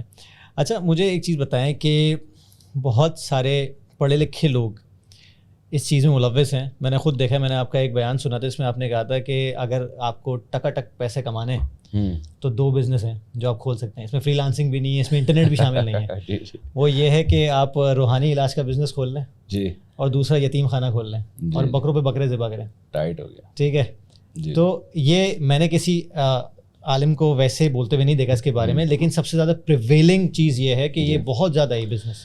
جی جی بالکل ایسے ہی. دیکھیں ہمارے ملک میں نا کوئی معیار تو ہے نہیں کہ کوئی گورنمنٹ ہی پوچھے تو اتنا پیسہ تم کما رہے ہو کہاں سے آ رہا ہے, کیا ہو رہا ہے. گورنمنٹ کو ہی نہیں کوئی پوچھ سکتا کہ تم جو کما رہے ہو کہاں سے, تو گورنمنٹ کہاں سے لوگوں سے پوچھے گی. صحیح بات ہے. تو اب یہی ہے کہ تعویذ گنڈے, روحانی علاج, آپ ایک دکان کھول کے بیٹھے ہیں, اس میں لوگوں سے کہیں کہ یہاں لوگوں کے مسائل حل کیے جاتے ہیں, پرچیاں اسکیل سے کاٹ کے رکھ لیں, وہ بھی کوئی سیدھی پرچیاں, کوئی ضروری نہیں ہے کہ آڑی ترچی, جتنی آڑی ترچی ہوگی اتنا آپ کا بزنس زیادہ چلے گا. اس میں کچھ بھی لکیریں بنا کے تعویذ کے نام پہ دیتے رہیں. تو میں نے دیکھا ہے لوگوں کو کروڑ پتی بنتے ہوئے, یعنی یہ ہوائی بات نہیں ہے, کروڑوں روپے کما رہے ہیں لوگ. دم شروع کر دیں, جن چڑیل بھگانے کا بزنس شروع کر دیں, اور لوگ اس میں اتنے بے وقوف بنتے ہیں. میں نے اس میں ایسے ایسے جاہل پیر دیکھے جس کے جسم سے بدبو کے بھبوکے آتے ہیں, اور آپ کے ڈیفینس اور کلفٹن کی بہت ہی ایجوکیٹڈ فیملیاں جو ہے نا, بڑی بڑی گاڑیاں ان کے گھر کے باہر آ کے رکتی ہیں, کچھ تو ہے یار ان میں, ابے بدبو آ رہی ہے اس کے جسم سے. یہ ایسی چیز ہے. اور اس کو دیکھیں, کوئی ڈاکٹر کلینک کھول کے بیٹھے اور ڈاکٹر نہ ہو, اس کو پکڑنا آسان ہے. یار تم نے کہاں سے ڈگری حاصل کی ہے, تم جو میڈیسن لکھ کے دی ہے یہ تو اس بیماری کی بنتی نہیں ہے. 6 ڈاکٹر, ان کو کوئی پکڑ بھی نہیں سکتا. یعنی اس کا کوئی معیار ہے کہ جی تم نے جن تھا بھی کہ نہیں تھا, کوئی لیبارٹری میں تو ٹیسٹ ہوگا نہیں. اور آپ کی دماغی حالت پہ کھیل رہا ہے. ہاں وہ تو کھیل رہا ہے آپ کے ساتھ. یہ جو تم نے لکھ کے دیا ہے, یہ جو سنگ دل محبوب قدموں میں لانے کے لیے, یہ اس کا بنتا بھی ہے کہ نہیں بنتا. کوئی جرمنی کے سائنسدان اس کو دیکھیں گے یا کوئی فرانس بھیجو گے آپ ان کی. تو یہ ایسی ہوائی چیز ہے. دیکھیں میرا یہ دعویٰ ہے, اور شاید ممکن ہے بہت سے علماء بھی اس پر اشکال کریں, نہ روحانی بیماری کوئی ہوتی ہے نہ اس کا کوئی علاج ہوتا ہے. یہ مینٹلی دماغی کھیل ہے. میں جنات کو مانتا ہوں, لیکن جنات لاکھوں میں کوئی ایک کیس ہوتا ہے کہ کسی پہ جن سوار ہو جائے. اس کا علاج ان روحانی عاملوں کے پاس نہیں ہے. اس کا علاج یہی ہے کہ آپ آیت الکرسی پڑھ کے دم کریں. اس طرح میں نے بھی جن اتارے بھی ہیں لوگوں کے, جو واقعی جن آئے ہوئے تھے, میں نے آیت الکرسی. اور میں تو کوئی نہیں ہوں, میں تو کوئی روحانی عامل نہیں ہوں, تو آپ بھی پڑھ دیں گے تو بھاگ جائے گا انشاءاللہ. لیکن لاکھوں میں کوئی ایک کیس ہوتا ہے, 99% بلکہ اس سے بھی زیادہ کیس دماغی توازن کے خراب ہونے کے, یا کوئی ڈپریشن ہوتی ہے. اس میں فوری طور پر اگر آپ نے کسی نفسیاتی ڈاکٹر کو نہیں دکھایا تو کیس بڑا بگڑتا چلا جاتا ہے. میرے پاس لوگ آتے ہیں اپنی بچیوں کو لے کے, بیٹوں کو لے کے, اس پہ جن آ رہا ہے, یہ یوں باتیں کر رہی ہے. میں کہتا ہوں دیکھیں ابھی آپ ڈاکٹر کے پاس لے گئے نا, وہ میڈیسن سے اس کو کور کر لے گا. اور اگر روحانی لوگوں کے پاس چلے گئے نا, پھر یہ, کیونکہ یہ دماغی بیماریاں ملٹی پلائی ہوتی چلی جاتی ہیں, اتنی بڑھتی ہیں کہ بعد میں یہ میڈیسن سے کور نہیں ہوتی. تو جن لوگوں نے ہمارے مشوروں پر عمل کیا, فوراً ان کو میڈیسن پہ لے آئے, ڈاکٹروں کے پاس لے گئے, وہ بچے ٹھیک ہو گئے, وہ بہو ٹھیک ہو گئی, وہ ساس ٹھیک ہو گئی, وہ نند ٹھیک ہو گئی. لیکن جنہوں نے یہ نہیں کیا نا, اور وہ روحانی عاملوں کے پاس گئے ہیں, پورا خاندان برباد ہو گیا ان کا. اچھا اس میں ایک اور مسئلہ آتا ہے نا, جو مینٹل ہیلتھ کے جو ایشوز ہیں, کیونکہ اگر کوئی بولتا ہے کہ مینٹل ایشو ہے, اس کو تو وہ پاگل قرار دے دیا جاتا ہے کہ کیا میں پاگل ہوں, اس کی مطلب ایک طرح سے ہٹ جاتی ہے. دیکھیں پاگل کبھی بھی نہیں اپنے آپ کو کہتا کہ میں پاگل ہوں. اگر وہ مان لے کہ میں پاگل ہوں, تو بہت عقل مند ہے, اس کو پتا ہے کہ میں پاگل ہوں. تو پاگل کو تھوڑی پتا ہوتا ہے. اس کو یہ نہ کہیں کہ آپ پاگل ہیں, اس کو تھوڑا سا ایک اچھا سا نام رکھ لیں اس کے لیے. جیسے پہلے پاگل خانہ کہتے تھے, اب نفسیاتی ہاسپٹل کہتے ہیں. اچھا کیا انہوں نے, پاگل خانہ نہیں کہنا چاہیے. تو کوئی اچھا سا عنوان دے دیا جائے اس کو, تو اس کو یہ نہ کہا جائے کہ آپ پاگل ہو یا کوئی آپ کا دماغ خراب ہو گیا. اس کو بولو بھائی کہ دماغ کے جیسے ایک وہ ہم لے کر گئے تھے ڈاکٹر کے پاس, تو اس ڈاکٹر نے کہا کچھ کیمیکل ہوتے ہیں دماغ میں جو اوپر نیچے ہو جاتے ہیں, تو یہ میڈیسن اس کو بیلنس کر دی. بڑا اچھا سے لیول لگا, ہم نے کہا 2-4 کیمیکل کی بات ہے بیٹا, یہ کھا لو ٹھیک ہو گیا الحمدللہ, ٹھیک ہے نا. صحیح ہے. تو اس طرح کا ایک اچھا سا عنوان. اصل میں آپ جتنا بھی اچھا بولتے ہیں نا, جیسے فار ایگزامپل میں نے بھی سرٹیفکیشن کی, مائنڈ سیٹ کوچنگ کی, کہ ہمارے یہاں ایک تھیراپیز وغیرہ ہوتی ہیں, تو بھائی اس کی تھیراپی کرواؤ, کسی مائنڈ سیٹ کوچ کے پاس لے کے جاؤ, تو سامنے بولنا میں کیا پاگل ہوں. تو آپ جتنا بھی اچھا اس کو ایک عنوان دے دو نا, یا وہ دے دو, کیا نا تم صحیح ہو تو پھر مسئلے کیوں ہیں, باتیں کیوں کر رہے ہو, باتیں کیوں کر رہے ہیں. صحیح بات ہے. اچھا مفتی صاحب, ایک سوال میں نے کچھ پول کیا تھا اپنا سوشل میڈیا پہ, تو کچھ سوال میرے پاس آئے تھے. اس میں سے ایک سوال یہ تھا کہ ہمیں اکثر بولا جاتا ہے کہ یار صبر کا پیمانہ لبریز نہ ہونے دیں, صبر کریں, لیکن ہر انسان کی صبر کی ایک لمٹ ہوتی ہے. اور پھر اس کے بعد وہ ڈاؤٹ کرنے لگتا ہے. فار ایگزامپل اگر وہ کمانے کی کوشش کر رہا ہے کسی ذریعے سے, اور وہ نہیں کما پا رہا, اس تھریشولڈ کو کراس نہیں کر پا رہا. فار ایگزامپل وہ سوچا $1 ملین کمانا ہے مجھے, لیکن اس کو بولا یار 10 سال صبر کرنا پڑے گا. چلو 10 سال صبر ہو گیا, اب اس کو پتہ چلا مزید 2 سال صبر کرنا ہے, کہیں نہ کہیں لمٹ بریک ہو جائے گی. تو وہ کون سا ایسا پوائنٹ ہے جہاں پہ انسان کو یہ ریئلائز کرنا چاہیے کہ یار اس کام میں ہی شاید برکت نہیں ہے, اور اس کو موو آن کر دینا چاہیے. دیکھیں صبر کا جو مطلب ہے نا, کہ صبر میں ایک فرض درجے کا صبر ہے. ایک ہے آپ کو کوئی تکلیف پہنچتی ہے, آپ پیسے کمانے کی کوشش کر رہے ہیں, نہیں کما پا رہے, تو آپ کو ایک ٹینشن میں جاتے ہیں, یار یہ کیا ہو رہا ہے. یہ ایک نیچرل سی چیز ہے, یہ بے صبری نہیں کہلائے گی. جو بہت اعلیٰ مقام کے لوگ ہوتے ہیں ان کو ٹینشن بھی نہیں ہوتی. تو یہ تو مختلف درجات ہیں. شریعت آپ سے اتنا صبر مانگتی ہے کہ آپ زبان سے اللہ کی ناشکری نہ کریں کہ یار اللہ نے میرے ساتھ ہی کچھ مسائل کیے ہوئے ہیں, دوسروں کو تو پیسہ مل رہا ہے, میرے ساتھ ہی, یہ ناجائز ہو جائے گا. نمبر 2, آپ کوئی ناجائز کام نہ شروع کر دیں کہ یار حلال طریقے سے رزق مل نہیں رہا, تو اب آپ بے صبری میں آ کے بندوق اٹھا لی, آپ نے چوریاں شروع کر دی. تو اگر آپ اپنے آپ کو برائی سے روک کے رکھتے ہیں تو آپ کا شمار صابرین ہی میں ہوگا, اللہ کی نظر میں صبر کرنے والے میں ہوگا. یہاں تک علماء کہتے ہیں اگر آپ کو کوئی مصیبت پہنچی ہے اور آپ کہہ رہے ہیں کہ میں ہائے ہوئے بھی نہ کروں, تو یہ بھی صبر کے خلاف نہیں ہے, یہ نیچرل ہے. تھوڑا غم ہونا, آنکھوں سے آنسو آنا, یا کچھ تو ظاہر ہے ربڑ کا تو نہیں, لوہے کا تو بنا ہوا انسان نہیں ہے نا, لیکن آپ ناجائز کی طرف نہ جائیں. دوسری بات یہ ہے کہ آپ یہ سوچیں کہ جو چیز مقدر میں ہے وہ مل کے رہے گی مجھے, جتنی روزی مقدر میں ہے, اور جو نہیں ہے میں زمین آسمان کی ایڑی چوٹی کا زور لگا دوں وہ نہیں وہ نہیں ملے گی مجھے. جو ملنی ہے وہ مل کے رہے گی, جو نہیں ملنی ہے وہ نہیں ملے گی. یہ سوچ کے بھی انسان کا دماغ کافی سکون میں آتا ہے. اور دوسری بات یہ ہے کہ تجربوں میں زندگی نہیں برباد کرنی چاہیے. یہ ہم نے بڑوں سے سنا ہے اور یہ شریعت ہی کا حکم ہے. جب آپ کو تجربہ ہو گیا کہ یار ایک چیز سے مجھے فائدہ نہیں ہو رہا, تو ہر چیز کی ایک لمٹ ہے, اور ڈفرنٹ رزلٹ تھوڑی آ جائے گی بار بار کر کے. کیا آپ نے جناب اب ساری زندگی اسی تجربے میں آپ گزار دیں؟ اب آپ چینج کریں. اور وقت تو ایک واحد چیز تو ملتی نہیں واپس, وہ تھوڑی ملے گی آپ کو. میں نے دیکھا ہے بعض لوگ پوری زندگیاں تجربوں میں گزار دیتے ہیں, اس کے بعد یعنی ویسے ہے نا کہ وہ, میں لوگوں کو اپنا واقعہ بتاتا ہوں نا کہ جب مجھے والد صاحب سے وراثت ملی تو میں نے تجربوں میں پیسے ضائع کیے, اس کے بعد تجربہ آ گیا, پیسے نہیں رہے بزنس کے لیے. لوگ مجھ سے آگے پوچھتے ہیں آپ کو بزنس کا بہت تجربہ ہے, صرف تجربہ ہی ہے, پیسے نہیں ہے. کیسے نہیں کرنا بزنس کا تجربہ. ہاں, تو مجھ سے بھی غلطی ہوئی بھائی. ایک بندہ پیسے لے کے بھاگ گیا, 2 بھاگ گئے, 3 بھاگ گئے, تو اس کا مطلب یہاں پاکستان میں لوگ پیسہ لے کے بھاگ جاتے ہیں, ٹھیک ہے نا, نہیں دیتے. یہ تجربہ ہو گیا. آپ بھائی کو کتنا ہی نیک پرہیزگار حاجی پرہیزگار ہو, آپ نے کسی کو پیسے نہیں پکڑانے, ٹھیک ہے نا, جو خود کر سکتے ہو کر لو. لیکن پھر بھی بہرحال اس میں اچھے لوگ بھی ہیں, میں ایسا نہیں ہوں کہ سارے برے. تو تجربوں کی بھیٹ نہیں چڑھانا چاہیے اپنے آپ کو. ایک حد تک اسی وقت اپنے آپ کو باؤنڈ کر دیں کہ بھائی میں اتنے عرصے ٹرائی کر کے دیکھوں گا, اگر ہو گیا ٹھیک ہے, ادروائز. میں تو لوگوں سے یہ کہتا ہوں, آپ بچوں کو قرآن حفظ کروا رہے ہیں نا, تو اس کے بھی ایک ٹائم ہونا چاہیے بھائی. اتنے عرصے تک ہم تجربہ کر کے دیکھیں, اگر یہ بچے نے اس اسپیڈ سے نہیں چلا تو ہم نکال دیں گے اس کو. 10 سال بچوں کو قرآن حفظ میں لگا دیتے ہیں. اب 10 سال بچے نے قرآن کے حفظ میں لگا دیے, باقی اس کی عمر میں تو وہ کچھ بھی نہیں, کسی کام کا نہیں رہا وہ. صحیح بات ہے. اچھا, اس سے ایک اور سوال, حفظ, ایک حافظ قرآن ہے, انہوں نے مجھ سے پوچھا تھا کہ وہ بیچارہ اس ٹینشن سے گزرا ہوگا کہ بھائی جلدی حفظ کر تاکہ تیرے کزنس کے ساتھ تو اسکول میں واپس داخل ہو جا اور پیچھے نہ رہ جا, ٹھیک ہے. ایک یہ چیلنج ہوتا ہے, تو کیا یہ ٹھیک ہے؟ دیکھیں, یہ جو کمپٹیشن والا ماحول ہمارے یہاں بنا دیا ہے, اس میں بچوں کو ڈپریشن میں لے جانے کے علاوہ کچھ بھی حاصل نہیں ہوتا. نالج, علم ایسی چیز ہے جو اپنے شوق سے اپنی مرضی سے ہوتی ہے. صحیح بات. ہمارے ایک ریلیٹیو تھے, جاپان سے ہو کے آئے. پہلے جاپانیوں کی بہت تعریف کرتے تھے, یار جیپنیز ایسے, جیپنیز ایسے. جب جاپان سے ہو کے آئے انہوں نے کہا یار بہت اچھے ہیں لیکن مجھے لگتا ہے تھوڑے سے کھسکے ہوئے ہیں. میں نے کہا کیا ہوا؟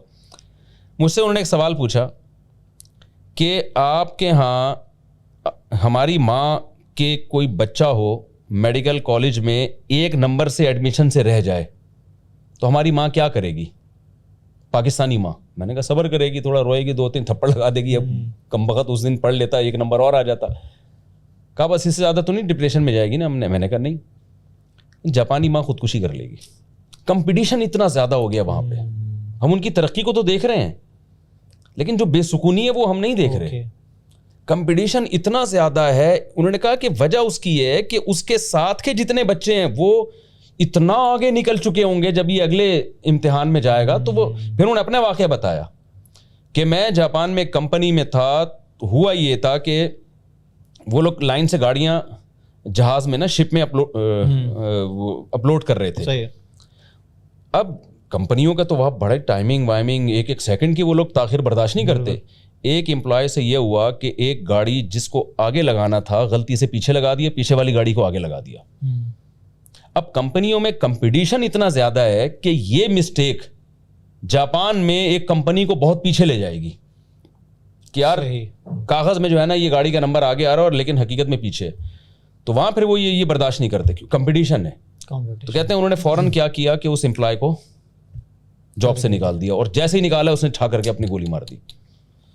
کیونکہ وہ یعنی اتنا کمپٹیشن پہ اس سوسائٹی کو کھڑا کر دیا ہے نا ان لوگوں نے. ترقی تو بہت کر لی, کمپٹیشن ہوتا ہے, ترقیاں بھی ہوتی ہیں, لیکن یار خودکشیاں ہو رہی ہیں, ڈپریشن میں جا رہے ہو. تو بچوں کو آپ کہیں کہ بیٹا پڑھ لو, بہت اچھی بات ہے, ٹھیک ہے نا, اپنے شوق سے پڑھو. تھپڑ مار مار کے, چانٹے مار مار کے, اور وہ دیکھ وہ میں آپ کو بیان میں بھی ایک واقعہ سنا چکا ہوں نا. ہمارے امریکہ میں ایک عالم ہے, وہیں پیدا ہوئے, وہیں کے ماحول میں پلے بڑے, لیکن ہے ماشاء اللہ عالم دین. تو امریکہ سے آئے ہوئے تھے, تو مجھے کہنے لگے کہ یار میں نے ایک سوئمنگ پول میں ماحول دیکھا, یعنی مجھے پاکستانی ماں اور انگریزی ماں کو سمجھنے میں نا بڑا اچھا موقع اللہ نے دیا. یعنی خاتون اپنے بچے کو لائی ہوئی ہیں سوئمنگ پول میں تیراکی سکھانے کے لیے, گوری لائی ہوئی تھی, اور ایک پاکستانی کو پنجاب کی تھی وہ خاتون, اسی عمر کا وہ بھی بچہ لائی ہوئی تھی سوئمنگ سکھانے کے لیے. دونوں بچے ڈر رہے ہیں پول میں چھلانگ لگانے سے. تو کہتے ہیں کہ پاکستانی ماں نے کہا اچھا گوری کیا کہہ رہی ہے, دیکھو تم بیٹا مجھے پتہ ہے تم کر سکتے ہو, تم ایسے ہی ڈر رہے ہو, مجھے پتہ ہے تم بہادر ہو. موٹیویٹ کر رہی ہے نا, مجھے پتہ ہے تم بہادر ہو, تم یقیناً سوئمنگ کر سکتے ہو, اور تم کرو گے نا تو یہ سارے تمہیں فالو کریں گے. پاکستانی ماں کہہ رہی ہے بےغیرت, میرے $50 یہ پتہ نہیں $100 تم نے ضائع کر دیے, لگانا چھلانگ. ٹپیکل ماں. تو ہمارے وہ کیا چھلانگ لگائے گا, وہ کہے گا ماں میں پہاڑ سے چھلانگ لگا کے مر جاؤں گا. تو ہمارے یہاں بچے کو جو فلانے کے واقعات سنا کے وہ دیکھ کہاں چلا گیا, وہ دیکھ کہاں چلا گیا, وہ دیکھ اصل مینٹل ہیلتھ بچہ تو ڈپریشن میں جائے گا. ہمیں معلوم ہے یار, ہم بھی ابھی مطالعہ کرتے ہیں, سبق پڑھانا ہوتا ہے صبح, تو جب آدمی ذرا سی بھی ٹینشن میں ہو نا, یعنی اگر مجھے پتا ہے میرے پاس صرف 15 منٹ ہے اور میں نے لیکچر تیار کرنا ہے, میں نہیں کر سکتا. صحیح بات ہے, اسٹریس میں بھائی 15 منٹ میں کیسے, حالانکہ ہو سکتا ہے وہ لیکچر 15 منٹس میں تیار ہو جائے, لیکن نہیں ہو سکتا. جب بھی آپ اسٹریس میں ہوتے ہیں تو پڑھائی کے علاوہ دنیا کا ہر کام آپ کر سکتے ہیں. تو اس لیے یہ جو کمپٹیشن کا ایک ماحول بنا دیا, میں تو گھروں میں دیکھ رہا ہوں لڑائیاں ہو رہی ہیں, مائیں دوسرے کی ماؤں سے جا کے لڑ رہی ہوتی ہیں اس بیس پہ, اسکولوں میں جا کے لڑ رہی ہوتی ہیں, میرے بچے کے نمبر کم کیوں آ گئے, وہ فلانے کے بچے کے ساتھ, ان کو اس سے افسوس نہیں ہو رہا تھا میرے کے کم کیوں آ گئے, ان کے تو وہ پڑوسن کے اس کے بچے کے زیادہ کیوں آ گئے. اس کو ختم کر دینا چاہیے. اور میرا تو یہ خیال ہے کہ امتحان کا سیٹ اپ ہی ختم ہو جانا چاہیے. ہم نے سنا ہے, میں نے دیکھا نہیں, لیکن یورپ امریکہ میں ابتدائی جو تعلیم ہے اس میں ایگزام نہیں ہوتے, ڈفرینٹ طریقہ. جی, تو بچہ اپنے شوق سے پڑھے. اچھا, ایک ٹاپک ایسا ہے جو کہ میں بات کرنا چاہا, کیونکہ جب میں آپ کے پاس پوڈ کاسٹ پہ آیا تھا تو کافی ینگ لڑکے آپ کے آس پاس بیٹھے ہوئے تھے, کافی ہم نے کھل کے ڈسکشن کیا, ہم نے سیکس ایجوکیشن یا سیکس لائف کے بارے میں بات کی تھی. تھوڑا سا میں اپنے معاشرے میں یہ دیکھ رہا ہوں کہ پڑھے لکھے تو ہوتے جا رہے ہیں, ایک ذہن کھلتے جا رہے ہیں, لیکن ابھی بھی جو بہرا روی جس طرف جا رہی ہے, مطلب میں کتنے لڑکوں سے آپ کا تعلق رہا ہے, کتنے میرا تعلق رہا ہے, ٹرین کرتا ہوں, لوگ مجھ سے آ کے عجیب عجیب سوالات کرتے ہیں, پھر میں بولتا ہوں بھائی یہ جو تم حرکت بتا رہے ہو ہفتے میں کتنی دفعہ ہوتی ہے, وہ کہتے ہیں بھائی 10-12 دفعہ ہو جاتی ہے. تو اس طرف نکل چکے ہیں. لیکن میرا کہنا یہ ہے کہ جب تک پیرنٹس کھل کے بات نہیں کریں گے, جب وہ اپنے دوستوں سے سنیں گے نا, تو جس طرح سے سنیں گے, وہ کیسے سنیں گے, وہ میں نے 7ویں 8ویں جماعت میں ہمیں پتہ ہے کس طرح ہم سنتے ہیں, اور پھر کیا کچھ کرتے ہیں, کیا کچھ ذہن میں آتا ہے. تو کیا ضروری نہیں ہے کہ پیرنٹس تھوڑا سا کھل کے اپنے بچوں کو بتانا شروع کریں, کیونکہ میں نے آپ کے یہیں ماحول دیکھا ماشاء اللہ, مجھے اچھا لگا کہ ٹین ایجرز بیٹھے ہوئے تھے اور کھل کے بات ہو رہی تھی, تاکہ ان کو پتہ چلے کہ ہاں یار یہ ایک رسپانسبلٹی والا کام ہے. جی, تو آپ کا کیا کہنا ہے؟ بالکل ہونا چاہیے, ماں باپ کو بتا دینا چاہیے, ماؤں کو بیٹیوں کو سمجھا دینا چاہیے, باپوں کو بیٹوں کو سمجھا دینا چاہیے, اور ان کو بتا دینا چاہیے کہ نیچرل ہے. جب نائٹ فال بچوں کو شروع ہوتا ہے تو وہ اسی وقت حیران ہو رہے ہیں, پتہ نہیں کیا ہو رہا ہے, پھر وہ ڈسکس کر رہے ہوتے ہیں کلاس فیلوز سے, وہ نئے نئے منجن بیچنا شروع کر رہے ہوتے ہیں, ایک عجیب سا ہی ایک صحیح بات ہے. اور پھر بچہ اپنے آپ کو گناہگار بھی سمجھنا شروع کر دیتا ہے, صحیح بات کہ پتہ نہیں میں کوئی گندا ہوں, میں کیا برا آدمی ہوں, کیا ہوں. تو موٹی موٹی چیزیں ان کو سمجھا دینی چاہیے. اور اتنی ایجوکیشن کے تو, اور اسلام بھی ظاہر ہے بتاتا ہے, نبی صلی اللہ علیہ وسلم کی حدیث ہیں اس بارے میں, بالکل, تو اس میں اگر آپ صحیح طرح سے گائیڈ نہیں کریں گے تو وہ غلط گائیڈنس لیں گے, تو یہی ہوگا پھر. ایسے ہی ہے. اچھا, تھوڑا سا ہم نے کافی ساری باتیں کی, ہم نے جان بوجھ کے 2-3 سوالات اینڈ میں رکھے ہوئے تھے, کیونکہ یہ اب شادیوں سے متعلق ہیں اور میرٹل ریلیشن شپ سے متعلق ہے. کیونکہ مجھے اچھا نہیں لگتا کہ لوگ سے بولیں کہ یار آپ صرف ماہر شادیاں آتے ہیں, تو ہم پہلے چاہ رہے تھے بہت ساری اور میرے جو دن بھر کی ایکٹیویٹیز ہیں نا, وہ ٹیچنگ, حدیث, فقہ, مسائل, بیانات, اس میں میرا خیال ہے کہ بمشکل آدھا منٹ بھی کوئی شادی پہ بات کرنے کا مجھے موقع نہیں ملتا ہوگا. اور وہ آدھا منٹ پوری 50 سال کی بیان جمعے کا اور اتوار کا ہوتا ہے, وہ بھی 1.5-2 گھنٹے کے بیان ہوتے ہیں. اس میں کہیں آدھا منٹ کی یا 1 منٹ کی شادی کی بات آ جائے تو وہ کلپ پھر ٹرینڈنگ میں چلا جاتا ہے. میرے خیال سے کچھ لوگ ایسے ہیں جو تاڑ میں بیٹھے ہوئے ہوتے ہیں کہ مفتی صاحب نے یہ بولا بس یہ اٹھاؤ 30 سیکنڈ اور اس کو وائرل کر دو, کچھ ایسے لوگ ہیں. لیکن اتنی بات تو پتہ چلتی ہے نا کہ یہ سوسائٹی کی ایسی ضرورت ہے بالکل کہ لوگ اس ضرورت کے پوری نہ ہونے کی وجہ سے ٹھرکی بن چکے ہیں. ٹھیک ہے نا, کہ ان کو یار بیویاں نہیں ملتی تو بیوی کے نام پہ کوئی عنوان مل جائے. تو یہ اس سے یہ تو ثابت ہوتا ہے نا کہ یار کوئی. اچھا ایشو سارا یہ ہے کہ میں ایسے لڑکوں کو جانتا ہوں, یا پھر اس سے پہلے ایک سوال اور کرتا ہوں میں آپ سے. مجھے لگتا ہے کہ ہمارے یہاں نا ماں باپ اپنے بچوں کو بڑا ہونا دینا نہیں چاہتے جلد از جلد. جیسے فار ایگزامپل 30 سال کا بھی ہے, 40 سال کا بھی ہے بندہ اور وہ شادی کر چکا ہے, تو اس کے گھر میں اس کے بیگم کو لے کے کچھ عمل دخل ہوتا ہے, جیسے ساس کا ہو گیا, سسر کا ہو گیا. اسی طرح لڑکی کے گھر والوں کا بھی عمل دخل ہوتا ہے, ایک چیز میں نظر رکھنا کہ تمہاری ساس تمہارے ساتھ کیسا ٹریٹ کرتے ہیں, کیا کرتی ہیں, فوراً فون کر دینا. میں نے کافی سارے ابھی ریسنٹلی, اصل میں اس لیے پوچھ رہا ہوں کہ ریسنٹلی میں نے 2 طلاقیں ہوتی ہوئی دیکھی صرف اسی وجہ سے کہ اتنا بڑا مسئلہ نہیں تھا جو بات کا پتنگڑ بنا کہ لڑکی ہر چیز اپنے گھر میں بتا رہی ہے اور گھر والے دخل اندازی کر رہے ہیں. نہ لڑکی والے لڑکی کو بڑا ہونے دے رہے ہیں کہ وہ اپنی اتھارٹی خود لے, اپنے گھر کے معاملات خود سنبھالے, نہ لڑکے کو اس قابل کر رہے ہیں اس کے گھر والے کہ بھائی تیرا اپنا مسئلہ ہے تو اپنا خود کر. تو آپ کو نہیں لگتا کہ یہ اس وجہ سے کافی زیادہ طلاق ایکسٹریم لیول پہ ہیں دونوں طرف؟ جو مادر پدر آزاد فیملیاں ہیں ان میں تو پتہ ہی نہیں ابا کون ہے اماں کون ہے. ٹھیک ہے نا, وہ میاں بیوی زندگی گزار رہے ہیں, نہ وہ ساس کا کوئی پتہ نہ سسر کا کوئی پتہ, وہ تو بالکل یورپین اسٹائل ہے ان کا. اور جہاں کوئی شریف بچہ ہوتا ہے, کوئی شریف بہو ہو, تو اس کو اتنا دبا دیا جاتا ہے کہ اس کے جو جائز حقوق ہیں نا, جو ایک ہیومن رائٹس ہم کہہ سکتے ہیں جو اسلام نے بھی دیے ہیں, ہر شخص کی اپنی بھی تو ایک زندگی ہوتی ہے نا. بالکل بالکل. تو وہ بھی ماں باپ نہیں لینے دیتے. مثال کے طور پر یار ایک لڑکی بالغ ہو گئی ہے, وہ کہیں شادی کرنا چاہ رہی ہے اور اس لڑکے میں کوئی خدا نہ خواستہ کوئی چرسی ہیروئنچی نہیں ہے وہ, تو جب اس کا دل چاہ رہا ہے تو آپ کر دیں, لیکن آپ نہیں. یہ ہماری خاندان کی ایک رسم ہے, یہ پھر ظلم آپ ماں باپ کر رہے ہیں. نبی صلی اللہ علیہ وسلم نے ایک ایسا رشتہ توڑوایا ہے جس میں جو لڑکی کے ولی تھے, جو خاندان کے بڑے تھے, وہ کہیں اور کرنا چاہ رہے تھے, اور وہ بھی صحیح جگہ تھی, لیکن لڑکی کہیں اور کرنا چاہ رہی تھی. تو 9 عمر لڑکی تھی, لیکن نبی صلی اللہ علیہ وسلم نے حکم دیا کہ جہاں یہ چاہ رہی ہے وہاں کراؤ اس کا نکاح. اور آپ نے فرمایا لن ترى للمتحابین مثل النکاح, 2 محبت کرنے والوں میں نکاح سے بہتر کوئی چیز نہیں. ان کا ایک دوسرے کی طرف میلان ہے, تو وہ نکاح کے ذریعے حلال محبت میں تبدیل ہو جائے تو اس سے اچھی کیا بات ہو سکتی ہے. تو یہ ایک رائٹ ہے جو اسلام نے بھی دیا ہے. اور بیٹوں پہ بھی اس طرح زبردستی ہم, اب بیٹا کہیں چاہ رہا ہے نکاح کرنا, کوئی خدا نہ خواستہ کوئی بھنگن چمارن ہے, آپ کے خاندان میں ایڈجسٹ ہی نہیں ہو سکتی, تو ٹھیک ہے بھائی. بعض دفعہ بیٹوں کا بھی کوئی میٹر کا پتہ نہیں ہوتا کہ کس پہ لٹو ہو رہے ہیں. اتنی ہم ان کو آزادی نہیں دے رہے کہ وہ بھائی کسی کو بھی اٹھا کے لے آؤ, تمہارے باپ کی بہو بھی ہوگی, وہ تمہارے کمپیٹیبل تو آپ. لیکن اگر وہ ایسا نہیں ہے تو پھر ابا کو چاہیے بھائی شادی اس کی ہو رہی ہے, اس سے زندگی گزارنی ہے, آپ کیوں زبردستی اپنی رائے تھوپ رہے ہیں اس کے اوپر. وہ باغی بنے گا وہ, اور پھر وہ بیوی سے محبت کہاں کرے گا. اس کے بعد بھی اگر جب نکاح ہو کے آ گیا ہے, بہو آ گئی ہے گھر میں, تو میں نہیں کہتا کہ بہویں بالکل مادر پدر آزاد ہو جائیں. اس گھر میں جب سب کام کر رہے ہیں تو یہ بھی کریں کام, تو کوئی ایکسٹرا بوجھ نہ ڈالا جائے ان کے اوپر.